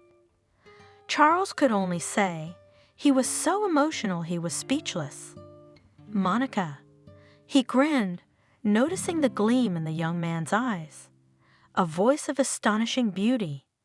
"Would you like me to introduce you to her?" "No, really?" Charles was embarrassed. "It's embarrassing." "Well, as you know, I wouldn't miss a girl like that unless I was already head over heels in love." Meanwhile, the stranger finished singing and the audience stood up to applaud her. The friends sat for a while longer, but Monica did not go on stage again that evening. Charles was conquered by the angelic voice of the singer. Secretly from his friend, he began to come to the cafe to enjoy Monica's singing. He tried to have time to take a table closer to the stage so that no one prevented him from admiring the girl. After each performance, he gave her flowers and soft toys. Monica. It was a month before Charles decided to approach her. "May I invite you to a table and offer you a glass of wine?" "I don't drink alcohol, but I would love a glass of water," the girl replied with a smile. She had paid attention to this man for a long time. She did not show it, but she secretly sighed for him, regretting that he was too timid. The young man pushed back a chair inviting her to sit down, and he called the waiter and asked for water for the lady. "You sing very beautifully," Charles said, overcoming his embarrassment. "I've never heard such a wonderful voice in my life." "Is that why you come here every Friday?" "Yes, I come for you because I like you. Can I order something for you?" "Thank you, but I'm in a hurry to get home. Will you let me walk you home?" Monica nodded in agreement. The young man was glad, paid the waiter, and left the cafe after the girl. "I live nearby," she explained. "It's very convenient. You don't have to adapt to transportation." "Did you study singing somewhere?" "Yes, I did, at the Institute of Culture at the Faculty of Vocal Arts. You have real talent. Talent is 50% of everyday work, and the rest is a gift from above. What it took for me to succeed. You must have had a great future." "Why did you give up the big stage? It wasn't just to sing in this cafe, was it?" "I can't believe this is what you dreamed of." "You're right," Monica admitted. "I had a successful solo career ahead of me, but one day, on a friend's birthday, we went to a karaoke bar. There I was persuaded to sing in public for the first time. I was accepted warmly. The audience did not let go for a long time and asked to sing again. And it was then that I realized that the big stage is not for me. I'm panic-stricken of performing in front of a large audience, so after I got my diploma, I got a job in this cafe. Why here? There's probably a more popular place in town, and the pay is probably different. What's special about it? I like the band of musicians. They have been entertaining visitors for a long time. Live music, sang, they liked it, and so it went. I don't regret staying here at all. Everyone treats me well. The owner of the cafe must have been happy to hire you." "Yes," Monica laughed. "He had more customers. Everyone came to hear me sing. I've been watching you for a month. You have your own fans who come to hear you sing all the time." "Are you one of them?" "Yes, I couldn't wait till Friday to see you again. I'll admit, I've never seen that before. You're an amazing girl, and here's my house." Monica stopped. "I hate to part with you." Disappointedly said the young man. "I would like to invite you to the movies." "A movie?" The girl smiled. "Why not? Have you forgotten the last time you were in a movie theater?" Charles and Monica started dating. Their quiet, calm relationship gradually grew into love, and 3 years later, the young man decided to take a serious step. "Where are we going?" cheerfully asked Monica of Charles, noticing that instead of going home, the evening was approaching, directed the car to the countryside. "It's a surprise." Smiling, the man replied. He quickly cast a glance at his lover. The evening was lovely, the sky was clear, and the air was fresh. "Here we are." He stopped the car and helped Monica get out. "It's so beautiful." The girl gasped. "How did you find this place?" They stopped on the beach, the golden sand glistening in the setting sun, as if there were specks of gold scattered among its grains of sand, invisible during the day. "This is where my friends and I used to swim as children." From prying eyes, the beach was enclosed by a stone fence. They drove around the fence, and Monica shrieked in amazement. "What is this?" Sunset in the rays of the sun, flew poor plan, not a cloud was visible. Suddenly, on the blue blanket of clear sky, there was a white image of a heart. "My God, what a beauty!" Monica jumped, clapping her hands like a little girl. "How could this be?" "These are my friends." Smiling, Charles replied. Monica didn't know how to declare my love. The man turned the girl to himself and looked into her eyes. "This is the most wonderful declaration of love." Monica said quietly, "Thank you." "Monica?"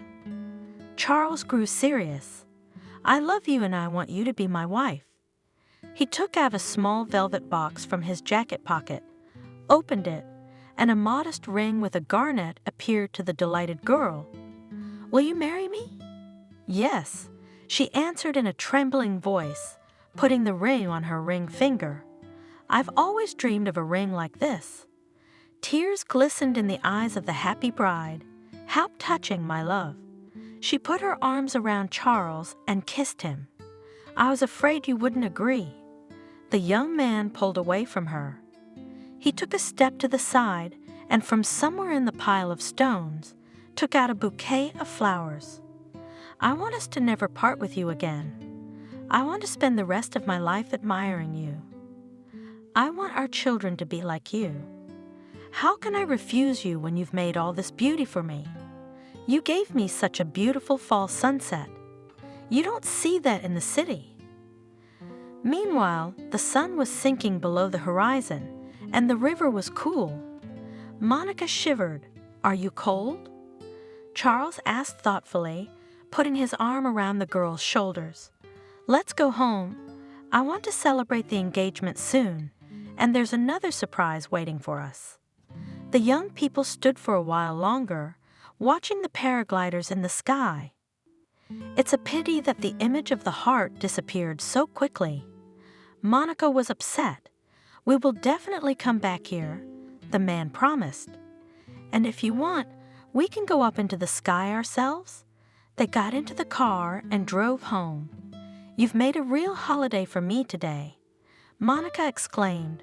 They almost didn't get into the apartment. "When did you get here?" She gasped when she saw the table set. In the center of the table stood a huge bouquet of roses. It wasn't difficult at all, Charles grinned, helping the girl to sit down at the table. One phone call, card payment, and dinner was on the table. "You're a spender." Monica laughed. "I don't spare anything for you." Raising his wine glass, the man said, "I am the happiest man today because the woman I have loved for a long time said yes to me. What else is there to dream about? It makes me happy to give you gifts. You admire them so sincerely. I love you. I love you very much." Monica, looking at him with eyes full of adoration. "I don't know how I ever lived without you. You're the most precious thing I have. It's so nice to have met you. We should think about getting married, but first I want you to meet my mom." Charles suddenly announced, "Now that I've proposed to you, it's a must. Besides, Mom's been dying to see you for a long time. I have to go on a business trip for a couple of months, and I'll come back and we'll get together. I'm sure you two will be friends. Mom's a wonderful woman. She only has one flaw. She loves me too much." He laughed. "What if she didn't like me?" "That can't happen. If I like you, Mom will like you too. Don't worry, I'm sure you'll get along." Monica was counting the days until the return of her lover. She was anxious to meet his mother. One evening, the doorbell rang. Her heart jumped with happiness. Charles had arrived. "Darling, I'm back," the man announced, standing on the threshold with a bouquet of flowers. "I missed you so much. When I close my eyes, I see you." He stepped into the apartment, opened the girl's arms. "And me?" Trustingly embracing her lover, she replied. "I even marked the days in the calendar to bring our meeting closer. Let's not be apart for so long." "It depends, but I'll try to be near you more often." "Christmas is coming soon," the man informed freely, sitting down on the couch. "I want to offer you a little trip. How would you feel about celebrating the holiday in Finland? I have the ticket in my pocket." He waved the ticket in front of her. "Do you mind?" "What do you mean?" Monica got excited. "I never even dreamed of such a trip. I've never been abroad. But tomorrow my mom is expecting us for dinner. No refusal is accepted. She is preparing, and if you refuse, she will be offended. You don't want to upset your future mother-in-law, do you?" "No, what do you mean?" "I'd love to meet her," agreed the girl. She was anxious. She didn't know how her future mother-in-law would feel about her. "In the morning I'll pick you up by car. We'll go in advance. Mom does not like it when late. And the weather promises not for walks." That day it was freezing in the morning, even though it had rained the day before.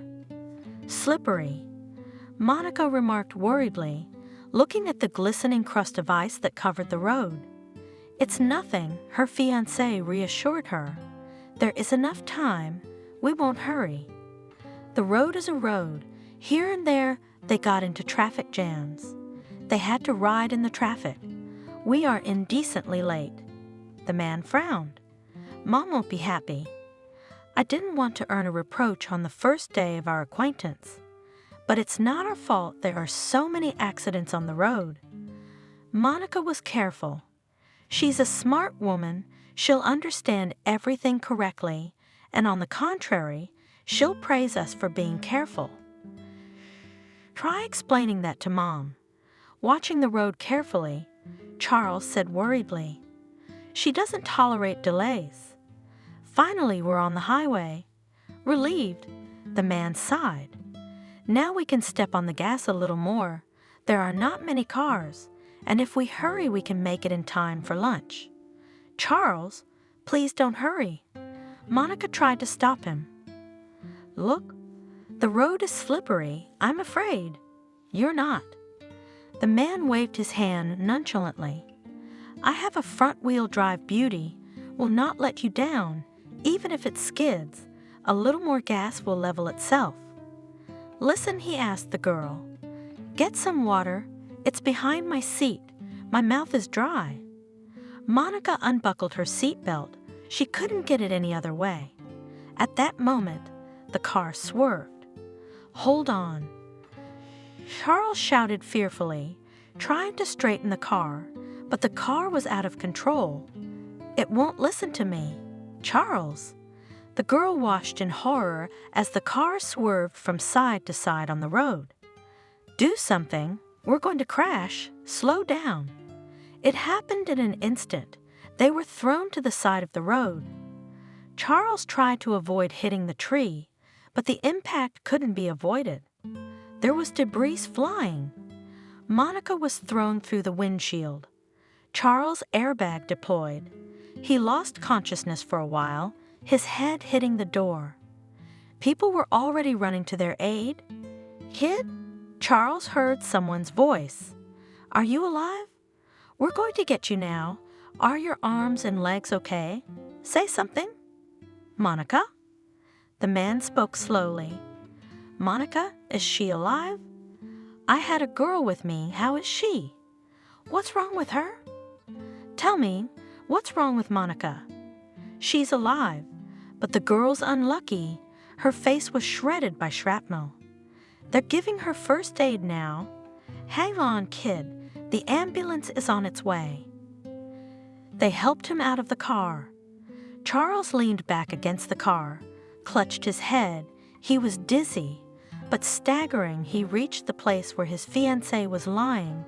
Doctors were busy around her. "Darling."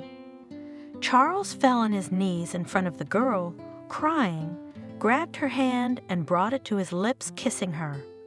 "Forgive me. I was a fool not to listen to you. I'm sorry." "What have I done?" With fear thought the man, looking at the disfigured, deep cuts on the face of his bride. "It's not her. It can't be my Monica. Is this mess the face of my beloved? Is it my fault she's become like this? She'll never forgive me. God, there's no forgiveness for me. I can't feel my face." Barely moving her lips, the girl said. Charles, hearing her voice, realized that in front of him, covered in blood, really lay Monica. "You can't talk at all right now, and neither can you, young man." With a stern look at Charles, the doctor said, treating the wounds, "It wouldn't hurt to come with us. You look very pale." "I'm fine."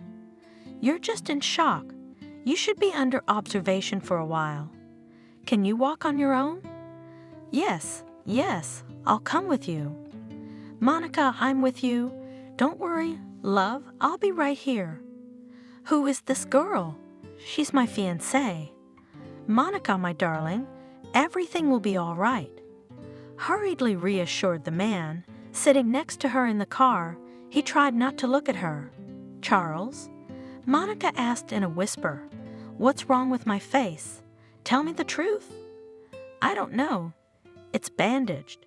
You'll be fine, they'll fix you up." "Don't say anything, you mustn't worry. We'll go to the hospital, they'll fix it. Just hold on. I can't feel my face. It hurts so much." She cried and fell into darkness. Monica slowly opened her eyes. "Well done." She heard a cheerful male voice beside her. "She's awake. You gave us quite a scare." "What's wrong with me?" slowly asked the girl. It was hard for her to look at the man leaning toward her. "Am I in the hospital?" "You have a concussion." The doctor was silent. "Your face and hands were the worst affected. Do you remember the accident?" She raised her hands. They were bandaged. Monica brought them to her face, touched them, and cried out in pain. "Yes, I remember. It was slippery. We lost control. And when you take the bandage off, I want to see my face." "In a couple days." The doctor's been quiet again. "Then we can assess the extent of the damage and decide what to do next. We'll need plastic surgery, and I think we'll need more than one. We'll do what we can. My face, is it badly damaged? Will I have any scars? Tell me, I want to know the truth. I don't want to lie to you, but you'll never be the same as you were before the accident. I'm sorry. The cuts from the glass were too deep. We'd, of course, stitched you up, but the scars, they must be dealt with. Nothing is impossible today," the doctor reassured her. "Now you know what kind of technology.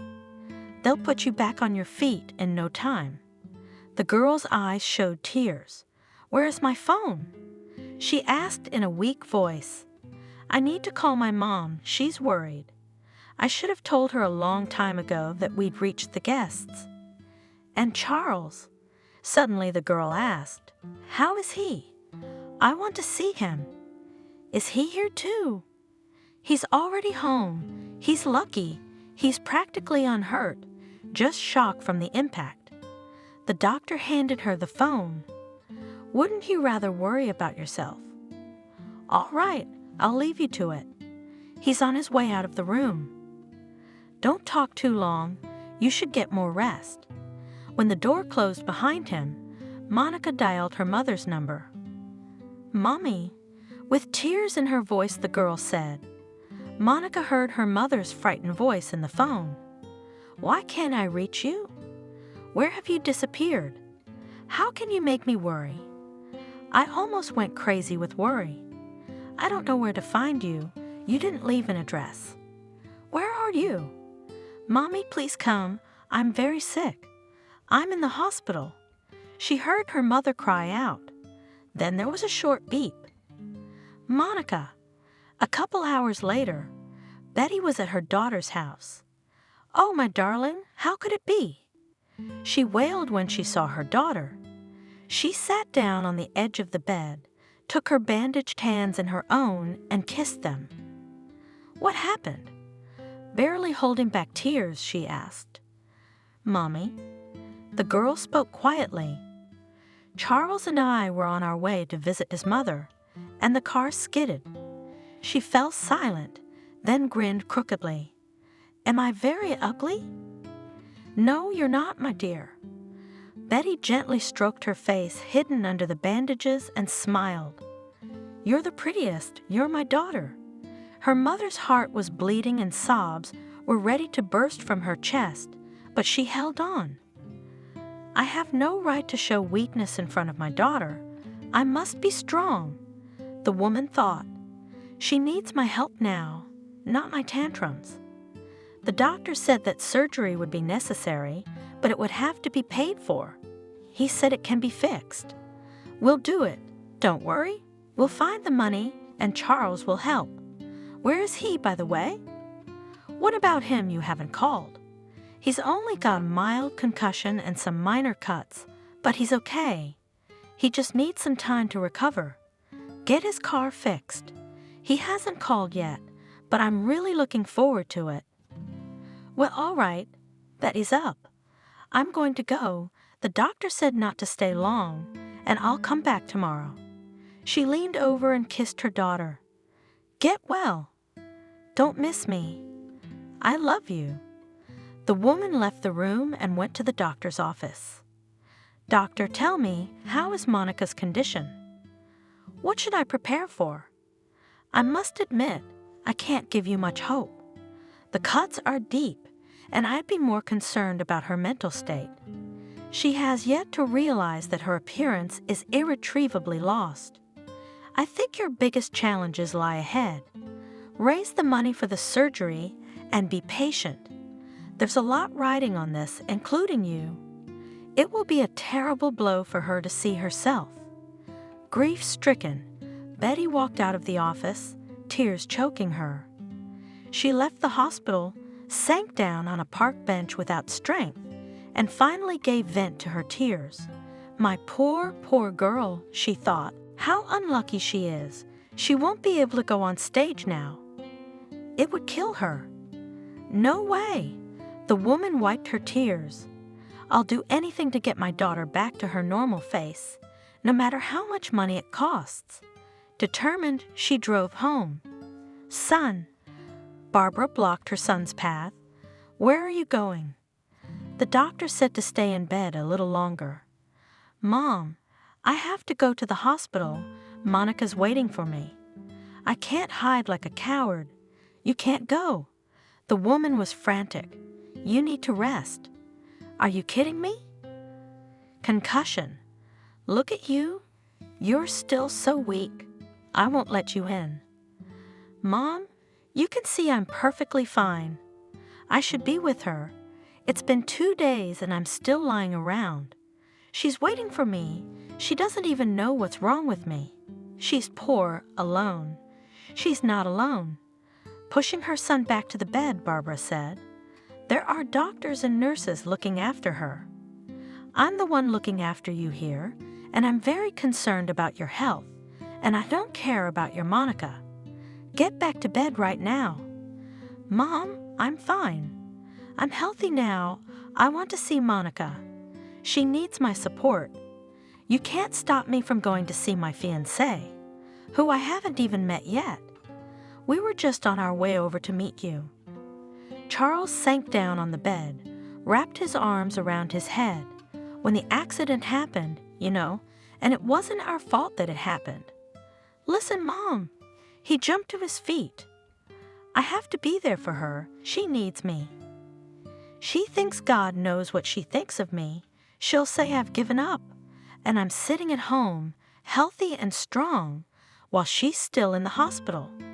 You can't stop me. I'm going to her. That's the way it is." The woman chin up. "I'm coming with you, and I'm going to meet this girl. I won't let you go alone, and don't mind. What if you get sick? Why would you go there? She'll feel uncomfortable around you. Let's wait until Monica's out of the hospital. We'll get together at the table like we planned. I still have to get the tickets. We're not going to Finland now, and I've been looking forward to spending Christmas night in a small town in a medieval fortress. It's so romantic. There will be more romantic encounters in your life. Not anytime soon." The man became sad. "By the way, you could go there alone." "That's not a bad idea. You'll recover from all this horror. Forget it like a bad dream." "How could I ever forget Monica's face? You don't know what happened to it." He squeezed his eyes shut, remembering the bloody bride. "I can't believe all this happened to us." "Don't torture yourself. It's already happened, and there's nothing you can do about it. You have to go on living. There's nothing wrong with you, and she'll be fine."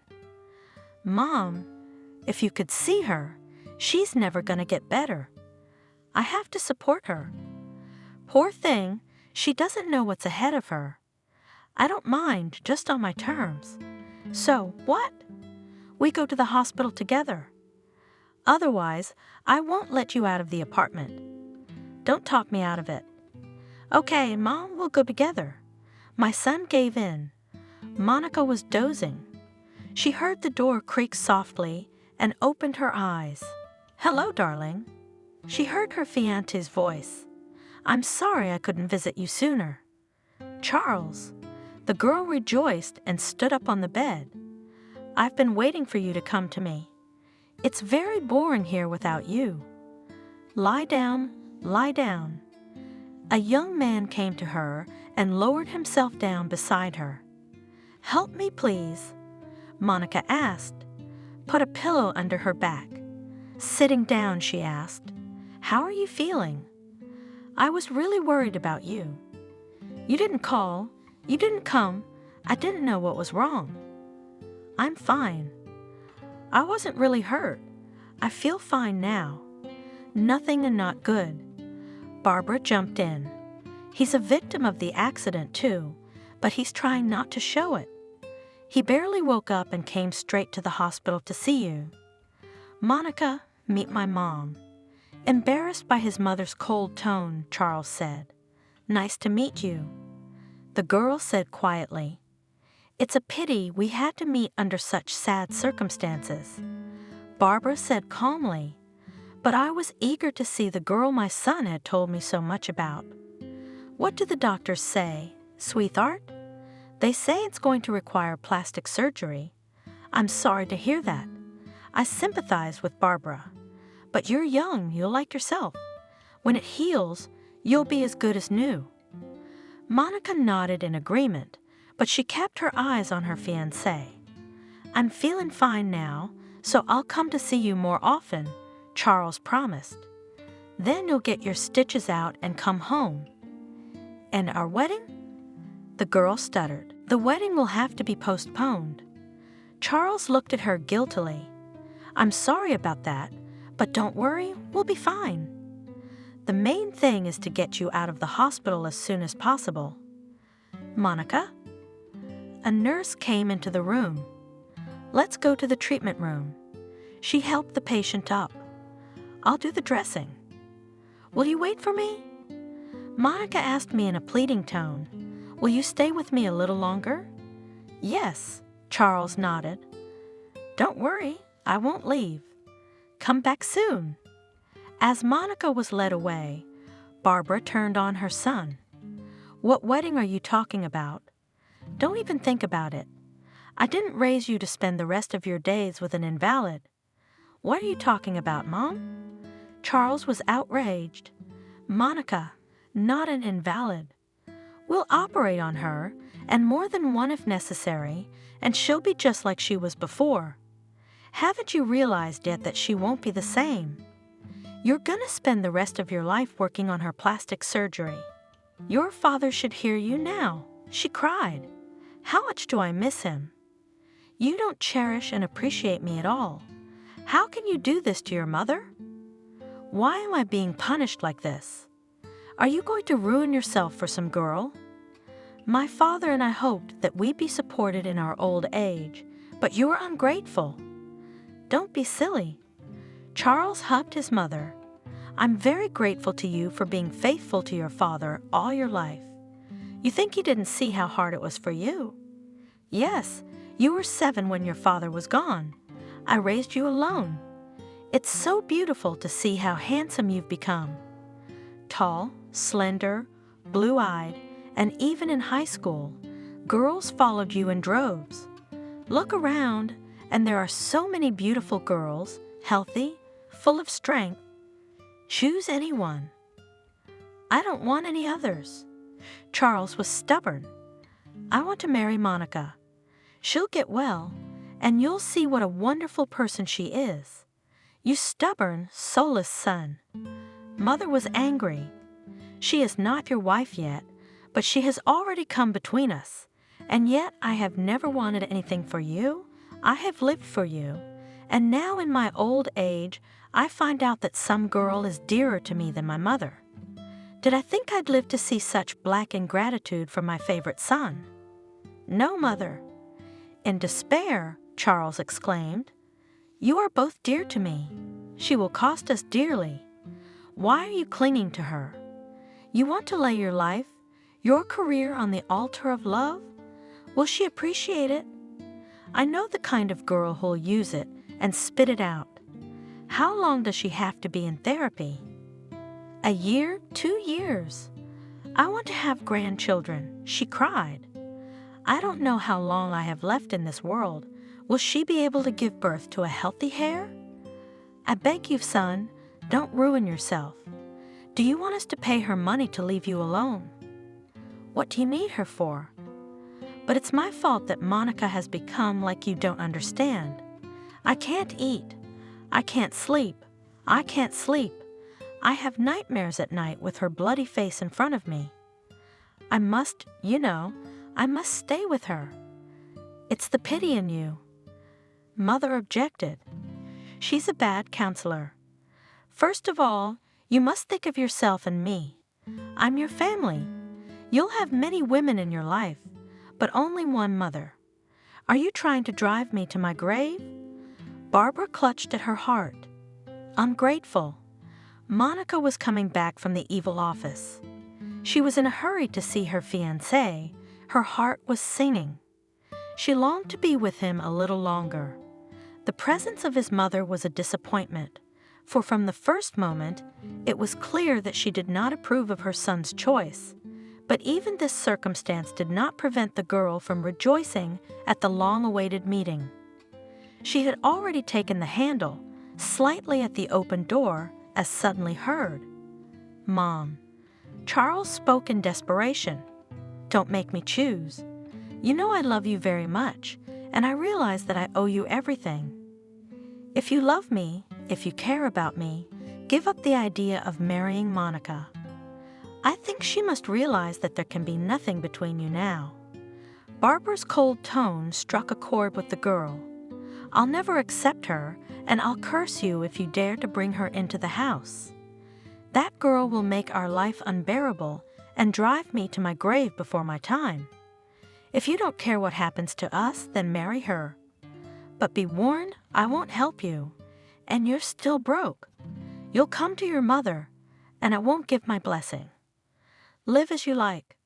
Monica, holding her breath, waited to see what the groom would say. He was silent. Then a heavy sigh was heard. "Yes, Mom, I think you're right. We must weigh everything carefully. I'm glad you listened to my opinion. My darling boy, believe me, I have only your welfare in mind. It's a good thing Monica can't hear us. I must find the right words to explain everything and try not to hurt too much." "Oh, son," there were tears in Barbara's voice. "How thoughtful are you?" Monica stood with her back against the cold wall, tears choking her. The talking had stopped. She opened the door. "I'm back." The girl tried to give her voice her usual cheerfulness and pretended she hadn't heard anything. "Thank you for waiting for me, but the treatments were so tiring. I'd like to rest." "Excuse me, can you leave me alone?" "Yes, yes." Charles hurried off, pleased to be able to leave. "Rest, sleep is the best medicine for you now. I'll definitely come again when the doctors say it's okay. We'll walk with you in the park. The hospital has a great park.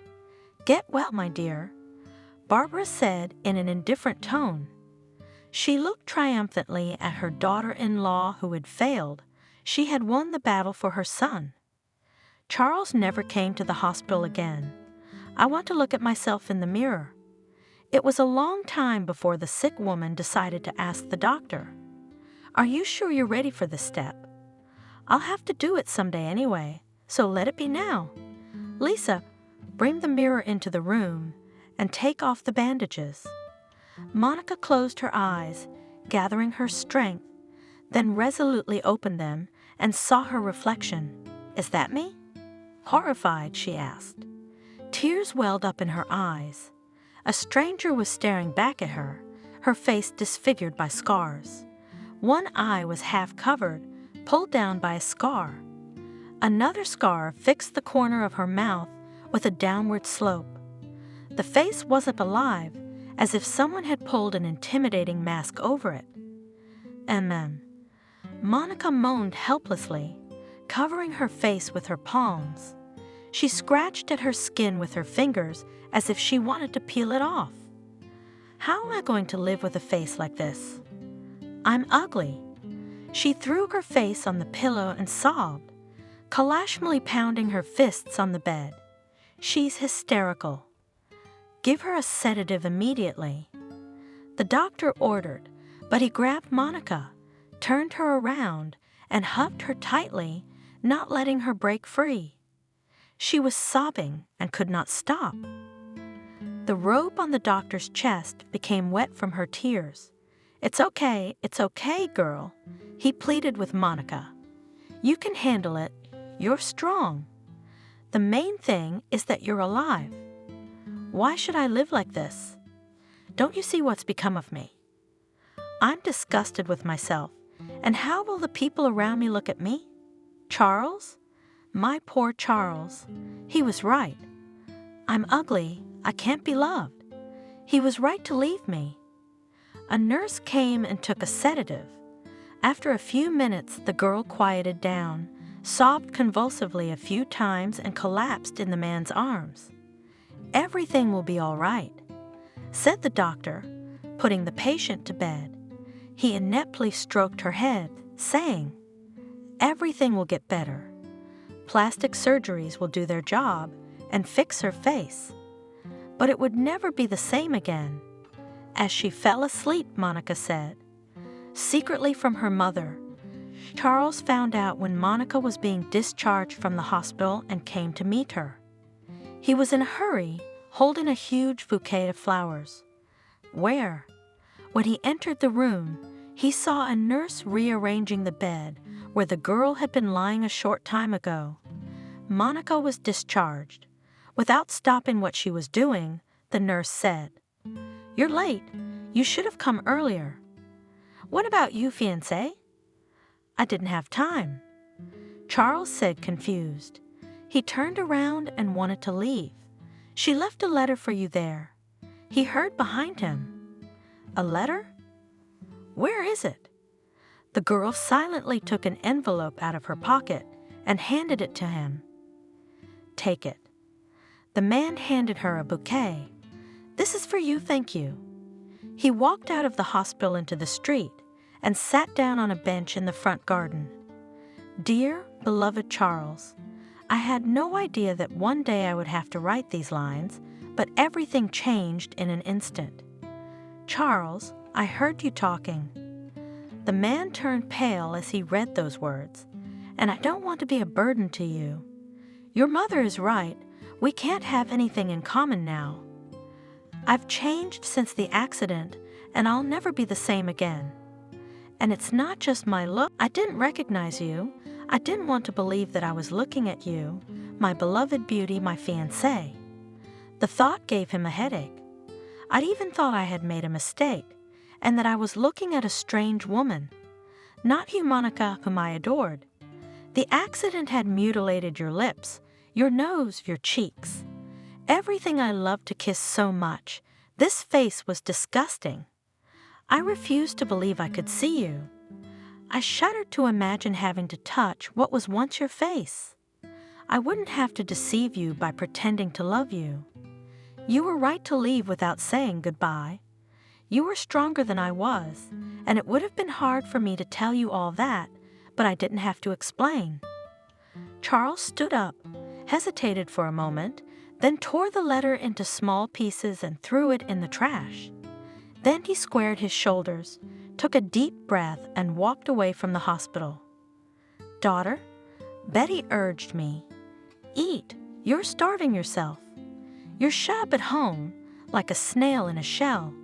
You can't torture yourself like that. You're burying yourself alive. Shall we go for a walk? You haven't left your room in so long." "I don't want anything, Mom." In a colorless voice, Monica answered. She was lying with her back turned to the wall, wrapped in a blanket. "Maybe I want to die. I can't even show my face on the street with this face, and you're asking me to go out. I should only be in horror movies now. My dear, Mother secretly wiped away a tear. You have to live for me. You have arms, legs, you still have a voice after all. Why should I? I'll never be able to go on stage again anyway. I'd rather die than live with the thought that nobody needs me. Don't say that, I need you. We'll figure something out. What about Charles? Why doesn't he call? We broke up. Broke up how? Why? Did he leave you at a time like this? That bastard. I don't want to talk about it. He's gone. Leave me alone, please. You poor thing. Her mother sighed heavily and left the room. No way. With these words, Betty sat down at the computer. I'm not going to let you get depressed. There has to be a way out. I'll find a clinic that will help you get back to normal. There you go. After a while, she exclaimed, there is such a clinic, and here's the name of the doctor. Wow, quite young, and already so famous. Let's see some pictures of patients. He's a real talent. I'll send a picture to Monica and make an appointment. That's it. She pressed the key one last time, satisfied. Now we wait for the call. What if Monica refuses to go? Suddenly the woman was afraid. She won't go anywhere. I'll persuade her to go. And if she doesn't, I'll make her go. She's not her own enemy. A couple of weeks later, an invitation for a consultation arrived.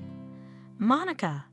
Betty cautiously entered her daughter's room, standing at the window looking out at the street. I have good news for you. The girl silently turned to her mother. I've contacted a doctor at a clinic that specializes in complicated cases like yours. They replied today they're expecting you for an appointment in a month. Why did you do that? I'm not going anywhere anyway. I'm ugly now. It's like a stigma. How can you imagine me riding on a train? Do you want me to be in full view of everyone and have people pointing fingers at me? Yeah, no one would let me go anywhere. I'm a freak. Don't talk about yourself like that. I won't let anyone insult you. You can't protect me from that. Don't you get it yet? It's, Mommy, if you can do it, then I agreed to go. A few days later, Monica tried on an elegant black mask made of a thin lace veil. It was like a second skin, hiding the scars but contouring the face. There, Betty said, admiring her creation. Now you can only be recognized by your figure, and it's beautiful. The girl stood in front of the mirror and looked at herself. She liked what she saw. Thank you, Mom. I feel more confident now. I'm ready to go to the clinic. Good girl. The woman sighed with relief. Their view will definitely help you. I read the reviews. The doctor works real miracles and will help you. I'm sure that we will not go in vain. A couple of days later, they already had tickets for the train. On the appointed day, they arrived in the city, checked into a hotel, and went to look for the clinic. Good afternoon. Betty approached the receptionist's desk. We have an appointment. Yes. The nurse nodded affirmatively after looking at the computer. Come into the office. The doctor is waiting for you. Monica, shy, entered the office. Hello. The doctor smiled at her. Come in and take off your mask, please. What a great idea to protect yourself from prying eyes. I'll have to adopt it. It was my mom's idea. The girl was embarrassed. The man was handsome, with strong but surprisingly soft hands. Did you come by yourself? Asked the doctor, scrutinizing her face, touching the scars. He flipped through her medical history, shook his head concernedly. No, with my mom. She's waiting in the hallway. That's good. The doctor looked at the patient thoughtfully. Let's call Mom. I understand that she will have to pay for the operation. I don't want to hide anything from you. He spoke as the two women sat down across from him. The case is really complicated. Of course, your surgeon has tried and carefully entered the cuts, but they are deep in some places, so the scars are rough. What should we do? We'd agree to anything, just to restore the face. Monica is a singer. It is very important for her to have a beautiful appearance. Of course, medicine can do a lot of things now, but the treatment is long. It will take more than one operation, and all of them are paid because we are a commercial organization. How much money are we talking about? The man thought, wrote a few lines on a paper and handed it to Betty. She turned pale. Is this the total amount for the treatment? No, the cost of one operation. Your daughter's injuries are too extensive. In fact, we'll have to reshape her face to get her back to her former appearance. It's not an easy task, and it has to be done quickly before the scarring fades. If you agree, we'll make a contract and start the treatment right away. We'll have to think about it. Betty looked at her daughter, desperation in her eyes. We didn't expect to need this kind of money. Think about it. The doctor agreed. You have the phone number, and when you're ready, contact us, but I'd advise you not to take too long. Loss of time will worsen the results of treatment. The women left the clinic upset. We'll never raise that much money. Monica said, especially now that you're working alone. We have to think of something. The mother realized that the money was too much for the family. There are some funds. You could apply to them. I'll find out. We'll put a call out on the internet. Ask friends, acquaintances. There are many kind people in the world. They will help our grief. We must pull ourselves together. Let's not give in to despair. Mommy. The girl hugged her mother, then pulled away from her and said firmly, I love you very much, but let's face it. No one will give us such money, and we cannot collect it ourselves until the end of the century. We shouldn't cling to our illusions. What do? We can't give up. There's no water under the stone. Live, Monica answered simply. If I didn't die in that accident, then we'll live. Now that I have this mask, I'll try to find a job. Everything will be fine. Let's go to the hotel. We'll go home tomorrow. Home and walls help. Surrounded by friends and acquaintances, it'll be easier. It'll never be easier for me now. You go ahead. I want to walk around a bit. See what sights there are around here. I need some time alone. I'm sorry, it's been a long day. Yeah, I understand. Don't stay too long. It's a strange city. You don't know what's going on. Okay, Mommy, don't worry. Monica walked through the city with interest, looking at the houses, the old buildings, the churches. Amazing, she thought, looking around. How the architect of the city was able to link the old and the new city, and no one is bothering anyone. What is this? The girl stopped and listened. Was it just me, or is someone really playing? She walked toward the sound. From the open door of an unremarkable cafe, a familiar tune was playing. Monica smiled, her favorite music, and how great the musician was playing. The girl entered the cafe at this hour. There were almost no visitors. As mesmerized, she sat down near the bar. Will you order something? Looking at her mask with interest, the bartender asked, A glass of juice, please. The girl asked, keeping her eyes on the musician who was playing without looking at the keys.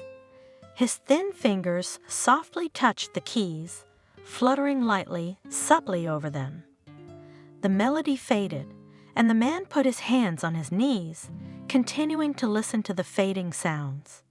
Finally, he stood up and took a seat at the bar as well.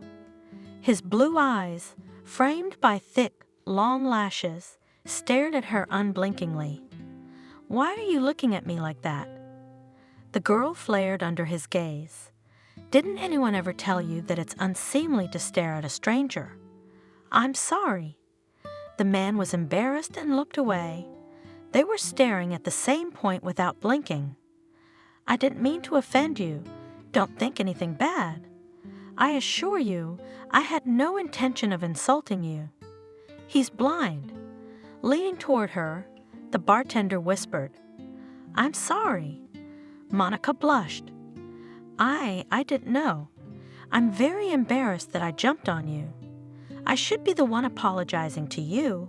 I scared you. I usually stay away from visitors, but you give me such warmth. He was quiet for a moment. What's your name? Monica. I'm Sebastian. I'm very pleased to meet you. He held out his hand, and the girl took it. You have thin fingers and your hand is so delicate. You played very beautifully. She took her hand away gently. There was a look of distress on his face. I came here because I heard the music from afar. Did you like it? The man cheered up. I like to play here. The owner spared no expense and bought a good instrument. It's a pity that there are not so many real music lovers among the visitors. Do you like music? Yes, I do. Monica smiled at the memory. I used to sing in a cafe like this one. Do you sing? Sebastian perked up. How stupid am I? I should have known you had a singing voice. Come on, I want to hear you sing now. He walked confidently toward the instrument. Oh, I'm embarrassed. The girl protested confusedly. You don't know my repertoire. How will you play along with me? You can't see the notes? I'm sorry, I've offended you again. Not at all. Sebastian laughed. You apologize too often. I am used to my position and do not take offense if someone accidentally, awkwardly word hurt me. What will you perform? I don't know. I'm really embarrassed. I'm embarrassed. It's embarrassing to hide my talent. You and I, God gave us the ability to play and sing for people. We have no right to hide it. Sebastian sat down at his instrument and ran across the keys. Start singing. I can pick up the melody. Monica picked up the first notes. She got carried away and didn't notice that the cafe was already full of people. Some of them were even standing, as there were no free tables. The girl looked only at the pianist, reacted to all the changes in his face, and his face spoke more than his eyes. When she sang the third song, the hall exploded with applause. Thank you. Happy, Monica looked around at the audience. She had never been received like this before. More. The audience chanted. Sing more. Good evening. An imposing older man approached the girl. Your marvelous voice has attracted an unprecedented number of visitors to the cafe. I'm the director of this establishment. I won't go around and around. I'm offering you a job. I'll pay you well. Take it. You have a great duet with Sebastian. You're both very talented. It's a pleasure to have my cafe as a meeting place for you. Oh, that's impossible. Monica was confused. I didn't even think about it. Why not? I'll pay well. We don't have any caps with live music in the city. We'll be the first. We'll make a lot of money. I'm sure no one will offer you more than me. The thing is, I live in another city. I've already got tickets in my pocket, and I'm not likely to ever come back here. Do you have a family? No, I live with my mom. Right now, she's looking forward to having me back. A prestigious job you'd hate to lose. I lost it in a car accident. So what's there to think about? The man looked triumphantly at the girl. You have nothing to lose, and here you have already found admirers of your talent and a job. But me, I can only perform in disguise. No one will reproach you for that. On the contrary, your unusual appearance gives your image a certain mystery and gives one more reason to come to us to look at you. But first of all, people will go for your voice. I've never heard such a thing. I need to consult with my mom. We're just passing through your town. Think about it, but not for long. I'll see you tomorrow night to sign a cooperation agreement." "Monica, say yes." Sebastian stood up from behind his instrument. "We'll make a great team. I just met a worthy partner, and I don't want to lose you immediately." The man found her hand and squeezed it. "I can't give you an answer right away. I have obligations to my mom." Guiltily said the girl. "Promise me you'll think carefully."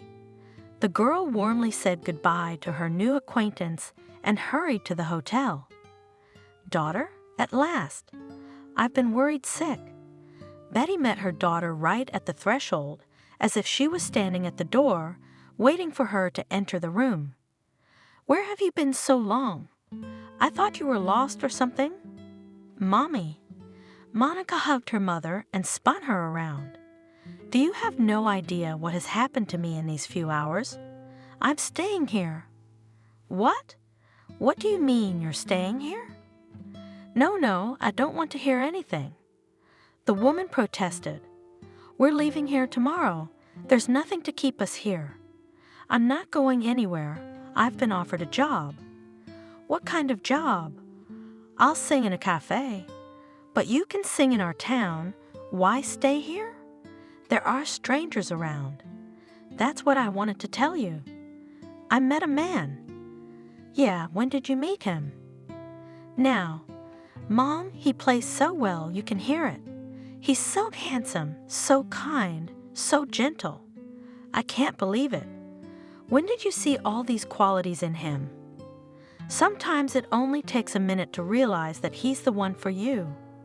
Now I know for sure that love at first sight is real." "He's like that." She hugged her mother. "I'll introduce you to him. Sebastian is a wonderful person. Staying in a strange city among strangers." The mother got out of her daughter's embrace. "That's not what you're doing." "Mommy, I'm an adult, and I can already manage my own life. I have nothing to lose. I was abandoned by the man I love, fired from my old job. I have nothing to hold me back. And here in this city, I can start from scratch. What about me?" There were tears in Betty's eyes. "You haven't thought at all about what's going to happen to me." "You don't need me anymore." No, of course I do." "Sweet, dear Mommy, I'm so grateful for your support. I promise I'll come as soon as I have any free moment and you'll come to me. I will never stop loving you, Mommy. You've done so much for me." Her daughter hugged her. "But now I want to take care of you myself. This is my chance to try to be happy. And this man you speak of, how did he feel about your looks?" "Mom," Monica confessed, He's blind.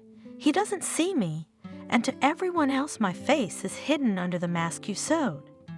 No one here knows of my misfortune. They are only interested in my voice. You should see the way I've been received. I feel needed again." "Well, my dear daughter, you really have a right to your life. I won't hold you back. What's most important to a mother is that her child be happy." "Thank you, Mommy. You must have really found yourself. I haven't seen the sparkle in your eyes in a long time. It's the selfishness of parenthood and the desire to protect my child from adversity. Mommy, you're the only reason I'm alive. You're the best mom in the world." The next day, Monica saw her mother off and went to the store. She had to find a concert dress. "This dress suits you very well." The sales clerk looked at her with admiration. "It fits you perfectly. It emphasizes your figure. I also need shoes." High-heeled shoes came right away. "Let me offer you this pearl necklace. It will bring a touch of freshness to your dark color scheme." "Thank you." Critically examining herself in the mirror, the girl said, "I like it. The only thing missing is gloves." She showed her scarred hands. The sales clerk looked at them fearfully and pulled out long lace gloves. "You'll be irresistible in this outfit," she remarked. Back at the inn, Monica changed her clothes, styling her thick, dark hair. She stood for a moment, critically assessing herself in the mirror. Now I'm a real artist." The girl smiled at her reflection. "I thought life was over after the accident. I condemned myself, but all is not lost." Sebastian was playing something, sitting at the piano, but as soon as the girl entered the cafe, he immediately raised his head. "Monica?" He rejoiced. "You haven't left." "How did you know that I entered?" She wondered. "I felt your presence." "So you're staying?" "Yes, I've decided to stay." She walked over to him and stopped beside the instrument. "I'm very glad." The man held out his hand. Monica shook it. Sebastian brought it to his lips and kissed it. "Your hands smell minty." "It's the cream." Monica was embarrassed. She was embarrassed by his blatant attention, though she enjoyed being near him. "You know you can tell a lot about a person by their smell. What can you tell about me?" The girl laughed. "You are a calm, gentle person, absolutely not conflicted, and now mint helps you cope with depression, am I right?" "Right." Monica raised her eyebrows in surprise. "How do you know all this?" If a person loses a feeling, he immediately gains other possibilities. We'll come back to our conversation, but now let's not disappoint the visitors. They've been waiting for you to sing something for a long time. He picked up the first notes and Monica sang. Her voice sounded tentative at first, but then grew stronger. She didn't look at the audience, she looked at Sebastian, mesmerized by his playing. His face shone, the look in his sightless eyes mesmerizing. The girl felt his silent support. He listened to her voice, and his expression gradually changed. At first it was tense, he was worried about her. Then the tension subsided, and he calmed down, rejoicing in her success. "Bravo!" the visitors shouted. When the last sounds of the piano died down, they applauded and laughed. Someone handed flowers to the happy Monica, and she kept her eyes on her new acquaintance, a peaceful smile on his face. "Monica, you have a real talent," admired the cafe director. "I'm lucky you stopped by. You should be on the big stage. I like chamber concerts." The girl smiled modestly. "I don't seek publicity. I'm not asking." He whispered in her ear, "Why are you in a mask? But people are lost in speculation, trying to find out your secret." "Can I not explain anything?" she asked. "This subject is too painful for me." All right, but is there anything I can do for you?" "I'm staying at a hotel where I can get a place to stay. I have just the perfect place for you." The director was pleased. "My sister rents out a room. I think I can make a deal with her. I'm sure she'll meet you and lower the price. You'll be comfortable there, especially since the house isn't far from the cafe." "Oh, that would be wonderful. Thank you very much. Your workday is at an end. We'll go to the hotel now, and then I'll take you to the apartment, show you around, and help you get settled." Monica said a warm goodbye to Sebastian and went to pack her things. "Daughter," Betty called her every night. "I'm very worried. How are you doing alone? Are you being abused? And the apartment you're living in?" "I'm fine." The girl assured her mother, "I like working here. People are helpful, so well received. At work I forget about my problem. How are you feeling? You haven't eaten anything at home, only cried, and there are no friends or acquaintances there. Take care of yourself, my dear. I have music." Monica answered simply, "I don't feel inferior anymore. My gigs are waiting. I like this life. I've accepted the fact that I'll have to wear a mask for the rest of my life. You know, there's an upside to that. No one can see my face, and I can observe everyone unobstructed. I'd assure you, it's fascinating. And how's your new acquaintance?" "Sebastian?" Monica blushed. "I think fate brought us together in this city, in this cafe. He and I are on the same wavelength musically. We don't even need to talk. Everything becomes clear when he plays and I sing.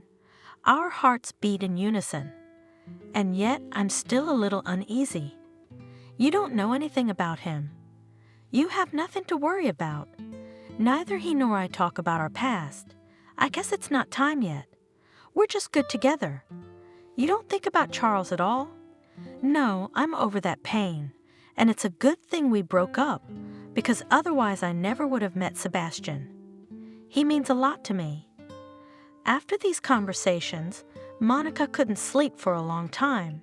She lay in the dark and remembered the light, casual touch of Sebastian's hand, the warm smile he gave her when he sensed that she was upset about something. And yet she was desperate to know what had happened to Sebastian, what had caused him to go blind. Monica? Sebastian suggested to her one day when the customers had already left. Why don't we go for a walk? It's such a lovely evening. It's a shame to go home. I agree. I don't want to go back to my cramped room either. They walked in silence, each thinking about something else. Sebastian? A girl broke the silence. What did you do before? You wouldn't believe it. He grinned bitterly. An accountant. An accountant? The girl was amazed. But you play so well. I thought you had a conservatory behind you. When I was a kid, I went to an ordinary music school. I really liked playing the piano. Whenever I had a free minute, I'd sit down at the instrument and play from memory. You know, there are people who can type blindly without looking at the keyboard, and that's how I learned to play. I don't need notes. I have a good musical memory. If it weren't for that, I'd be long gone by now.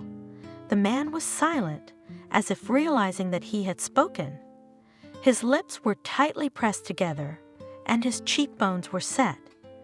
Monica remained silent, afraid to break the moment of candor, and waiting for Sebastian to continue his confession, and she was not mistaken. I had a fiancé. He grinned bitterly. We dated for a long time, and then I decided to propose to her. I don't know what always stopped me from taking that step. Maybe a sixth sense? He grinned again. It warned you of trouble. She was very pretty. She liked attention from men, dressed flashy, bright, even provocative. I had to rescue her from her obsessive admirers. I'd even asked her to dress more modestly, but she laughed at me, saying that I am possessive, and she wants to stand out from the crowd, that she will still have time to play a modest woman mystery when there will be children. She wouldn't listen to anything, preferring to show everything that nature had bestowed on her. Did you love her very much? Madly, even with her antics. The wedding preparations were in full swing. We were both over the moon and looking forward to it. Why didn't I insist that night that she change her outfit? He stopped talking again. What happened? Monica asked. That night we left the restaurant, and some thugs followed us. My fiancée took the liberty of flirting with them, she always did. She liked to drive men crazy. She enjoyed feeling power over them. Wasn't your attention enough for her? She liked to tickle my nerves. He smiled wryly, said it made me more passionate. And what happened next? Random admirers decided they could invite her to continue the evening. I naturally tried to explain to them that they had misunderstood her behavior and she wasn't going anywhere with them. They were drunk, of course. Yes, a fight ensued. While I was dealing with two of them, the third one came up behind me and hit me on the head with something heavy. I woke up in the hospital in total darkness. The doctors were hopeful at first that my eyesight would return. I waited for a month, but alas, no miracle. The diagnosis was total blindness. What about your fiancée? Fiancée? She left me the day she heard the doctor's verdict. Disabled, she didn't need me anymore. I had to quit my job. I didn't know where to put myself. All the doors closed in front of me. They offered only low-paid positions. I did not accept. I needed money for rehabilitation and treatment. All my searches were in vain. And that's when you took the job at this cafe? Yes, I heard one of the customers playing a tune, sat down at the instrument and played. The owner offered me a job, so I took it. The pay is good, and sometimes the customers tip well. I like what I do. Sebastian and Monica stopped by a street lamp that lit their faces well. But lately, I've been flying instead of going to work. The man confessed, looking at the girl point blank, as he had when they first met. It even seemed to her that he could see her. I am happy that you once accidentally heard me play. I think I was playing especially for you, so that my music would lead you to me. He touched his hand to the mask, a look of bewilderment on his face. Sebastian carefully removed it. Don't, Monica protested. You won't like what's under the mask. But the man took her face in his hands and kissed her lightly, then ran his hand over her skin, felt the scars, and turned pale. I knew I would disgust you. Tears showed in the girl's eyes. One rolled down her mangled cheek. No, he ran his thumb gently over her skin, wiping away the tears. I don't know what happened to you. I can't see your face, but I can feel your soul. Remember I said that nature takes one thing from a man and gives him another. I fell in love with you like a boy the first minute I heard your voice, and then I realized that you are an amazingly delicate and vulnerable person, and as lonely as I am. Yes, I lost my sight, but in return I received a real gift from God to meet you, and now I can't imagine life without you. Do you believe me? Sebastian looked at her without pity, without fear. In his eyes there was only love. He pressed her to him and kissed her, and she reciprocated. Can you hear the music in my heart? Yes. Barely audible, Monica whispered. She was unusually excited by the kiss. It seemed to her that for a moment they were both lifted off the ground. So strong, so vivid was their mutual feeling. My heart is singing for you. Only you will hear it. I couldn't even imagine that one could fall in love like this. Now there is something to live for. I'm happy. And I'm happy. They stood hugging each other for a long time. Monica hid her face on his chest, feeling protected. They felt good together. They had each other now. Son, Barbara announced joyfully. I've found you a bride. It's a great match. I've always dreamed of such a daughter-in-law. Mom, Charles wrinkled his nose. He was tired of the brides his mother offered him. I'm not getting married yet. Why not? Are you still hung up on that Monica? I thought you were done with your ugly fiancé? Don't start, Mom. The man wrinkled his nose. I've turned over a new leaf in my life. Good for you. Tomorrow Kelly has agreed to come and visit us. You'll see she'll be a wonderful wife to you. You'd be kind enough to be hospitable. I hope you'll listen to what I have to say. Take a good look at her. You know Mom never gives you bad advice. The next evening, a rich table was set in anticipation of the guest. Go open the door, Mother said when she heard the bell ring. Hello. On the threshold stood a gorgeous blonde with high, firm breasts. Blue eyes looked appraising. Plump lips opened invitingly in anticipation of a kiss. Hello. A dumbfounded Charles backed away, letting the beauty into the apartment. Kelly, Barbara sang. We've been waiting for you. Come in, darling. Ignoring the oath, he had forgotten how to court women. Have a seat at the table. Charles, she looked sternly at her son. Pour us each a glass of wine. I suggest we drink to the meeting. The evening flew by. The young woman was talkative and well-read. Charles kept his eyes on her. Only sometimes a shadow came over his face when the image of Monica involuntarily appeared in his memory. Kelly was the complete opposite of her. She had none of Monica's modesty, refinement, or malleability. He pondered, looking at the girl. But she's so damn attractive and uninhibited, and I like that. Well, what do you say, son? Cleaning up the table, Barbara asked. I told you that she is a very nice girl, not like that bride of yours, who is not ashamed to go out with her. And she's beautiful, smart, and can hold a conversation. You couldn't find a better wife. Why don't you say something? I noticed right away that you had your eye on her. I won't deny the obvious, Charles sighed. I liked her. Good. My mother rejoiced. Don't delay, meet her again, and then propose. Don't hesitate. You're not a boy anymore. You are both people established, and there and soon have children. She sobbed. Will I really live to see my grandchildren? Finally, my heart will calm down. You've made me happy, son. You've made me happy. 3 months later, Kelly was wearing a wedding ring on her ring finger. Barbara loved her daughter-in-law. Look at the cream Kelly gave me, son, she bragged. Her face was as soft as a baby's. Charles, she was indignant after a while. Kelly complains that you don't want to go on vacation with her, says you don't pay any attention to her. I'd love to go, sarcastically responded to the mother's remark, the man. If your Kelly would learn to save a little, and then I do not have time to earn money, and she lets them go for all sorts of nonsense. You two go together. I see you two are getting along well. I'm grateful.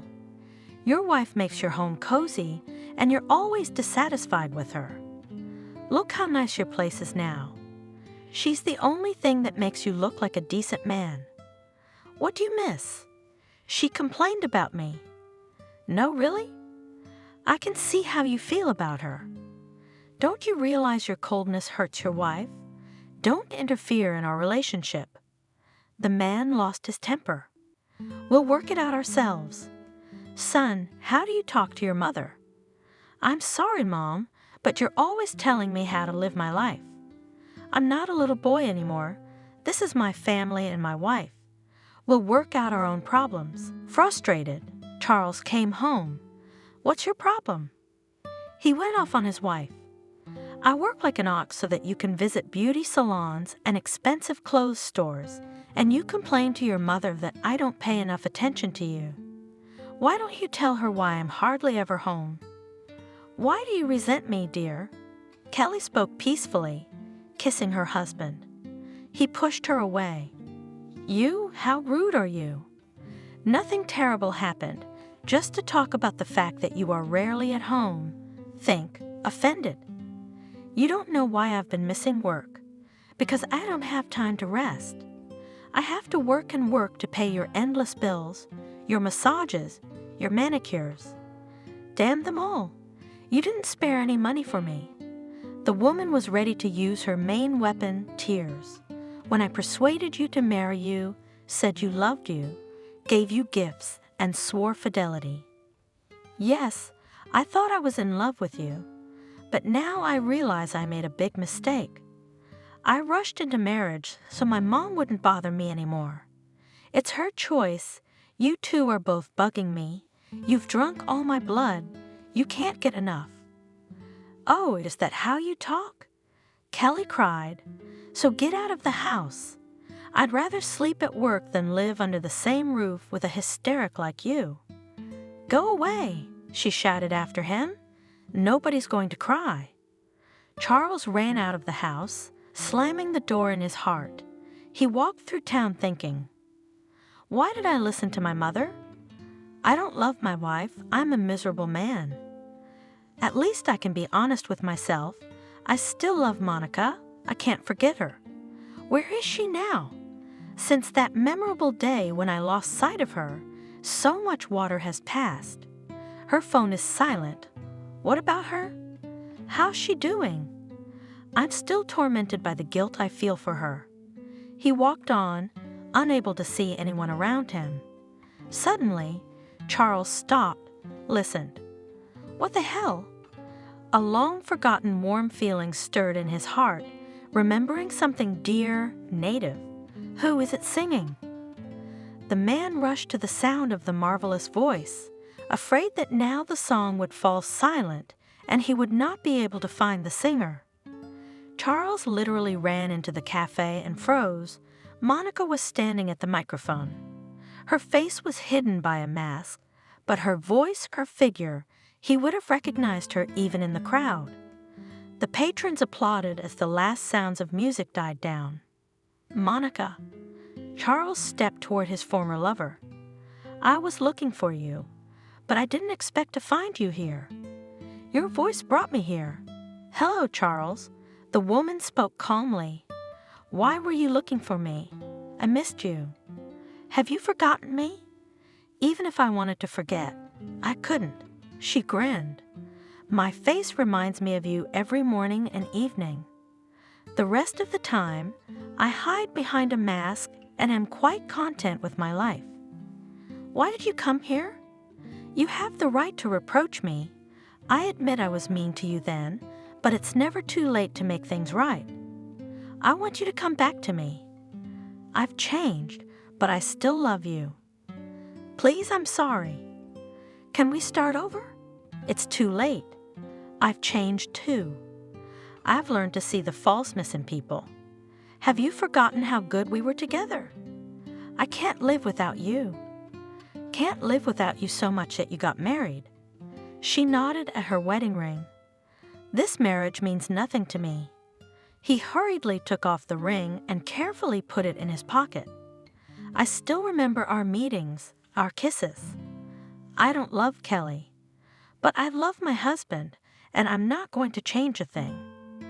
If you'd come back when I needed you most, when I didn't want to live, then we could have been happy again, but you chickened out, hid under your mom's skirt. Yes, I made a cruel mistake, I admit it, but you have to understand me. I was scared. Forgive me, I was a fool. I didn't realize what a treasure I'd lost. Only now I realize how much you meant to me. You have the right to hate me, I'll bear it. Just don't send me away. I forgave you long ago. Monica looked at her former lover with pity, and I don't hate you. Strangely enough, I'm even grateful because the ordeal has made me strong. Then give me a chance, please. We can try to be happy. I am already happy, answered Monica. I have a caring husband, and we are expecting a child. Charles only now noticed the rounded belly of his former lover. He stood silently and watched as Monica returned to the microphone. A melody played, and the woman sang. The man saw how lovingly she looked at the musician and realized that he had lost her forever. Charles turned around and walked down the street. He was returning to his home, and a song about love, loyalty, and happiness gained was singing after him.